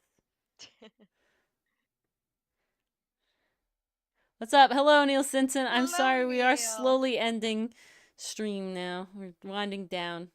We're happy to see you for a little bit. Oh, Violet to Violet. Okay. We are ready. I don't need chat open over here. Gotta prep and prepare. Season. Hold on, back it up. Okay. And with that, the 2023 season comes to an end. Good night. There's a will, there's a way, kind of beautiful. And every night has a state so magical. And if there's love in this life, there's no obstacle that can't be defeated. And with that, the All right. 20. There it is. There's the reel. Oh, you're so gonna much, make me so cry crazy. again. It's usually we never play D&D, Niels, but we do D&D related things. Today was kind of a chill, but we are winding down now. We are ending stream. Yep. Look, I'm actually changing the end card. Look at that. Yeah, I know, guys, right? We definitely so crazy. took it easy today because it's before the holidays. I but know, hopefully you enjoyed our rambling thoughts. It was just kind of a say whatever the hell was on our mind kind of night, so. Exactly. Yeah, we're chilling. Just chilling. We do it every Friday. Not usually chilling. Usually we do like more games and stuff. Next week is very fun. Making a character game. That'll be very fun. That'll tease a little bit right now. Yeah. Very fun time. But that'll be next week. Oh, I'm looking forward to that. Yes, you do have a fellow member on the same tier. They're relatively new, recent. But yeah, thank you all, channel members. It's great. If you want to watch Ace Attorney videos early, Sidekick Sidekicks. If you want to get cool emotes, Doofus Detectives. And if you want to be an absolute chat and get a voice recording if you want, That's Angsty Adversaries there. Yeah. Looking forward to that for no reason. Yeah, no reason exactly. All right, Totally no Neil. reason to Hopefully be we'll see you excited for then. that dichotomy. But yeah. All right, guys. Thanks for coming out. We hope you have a very Merry Christmas if that is what you celebrate. We hope you have a happy Celebrating anything that. else if there's some other holiday A within the wonderful next time we see holiday, you. Wonderful, wonderful weekend. And eat lots of yummy food. Hope your Yes, gifts are well, nice. you should do that regardless. Yeah, that's what I'm saying. In general, eat lots of yummy food. Enjoy. Hopefully the weather is whatever weather you want it to be. I won't assume if you want snow or not. Pick, and I hope you get it. I gotta be honest. I want the snow. We're not getting snow, Mars. I know we're not getting snow. It'll be a very nice, balmy Christmas. I'm expecting a green I don't know if you Christmas. stepped outside today, Ori. That was not balmy. It's gonna be though. My understanding, they're like, yeah, go for your Thanksgiving constitutional on Christmas. Oh, jeez. Yep. So I know it'll be a green Christmas. Just like the one we had last Send your year. snow to us. I will greatly appreciate it. And the warming I gotta of the admit, I am a sucker earth for my white Christmases. is something I fear. Alright, guys. We will all see you guys on a snowy game next Wednesday for Cold Front with just Mars and I. So, have a lovely weekend. Fun time. Have a lovely holiday if you celebrate. And we will see you all then Wednesday. Good night. Yes. Good night, everybody.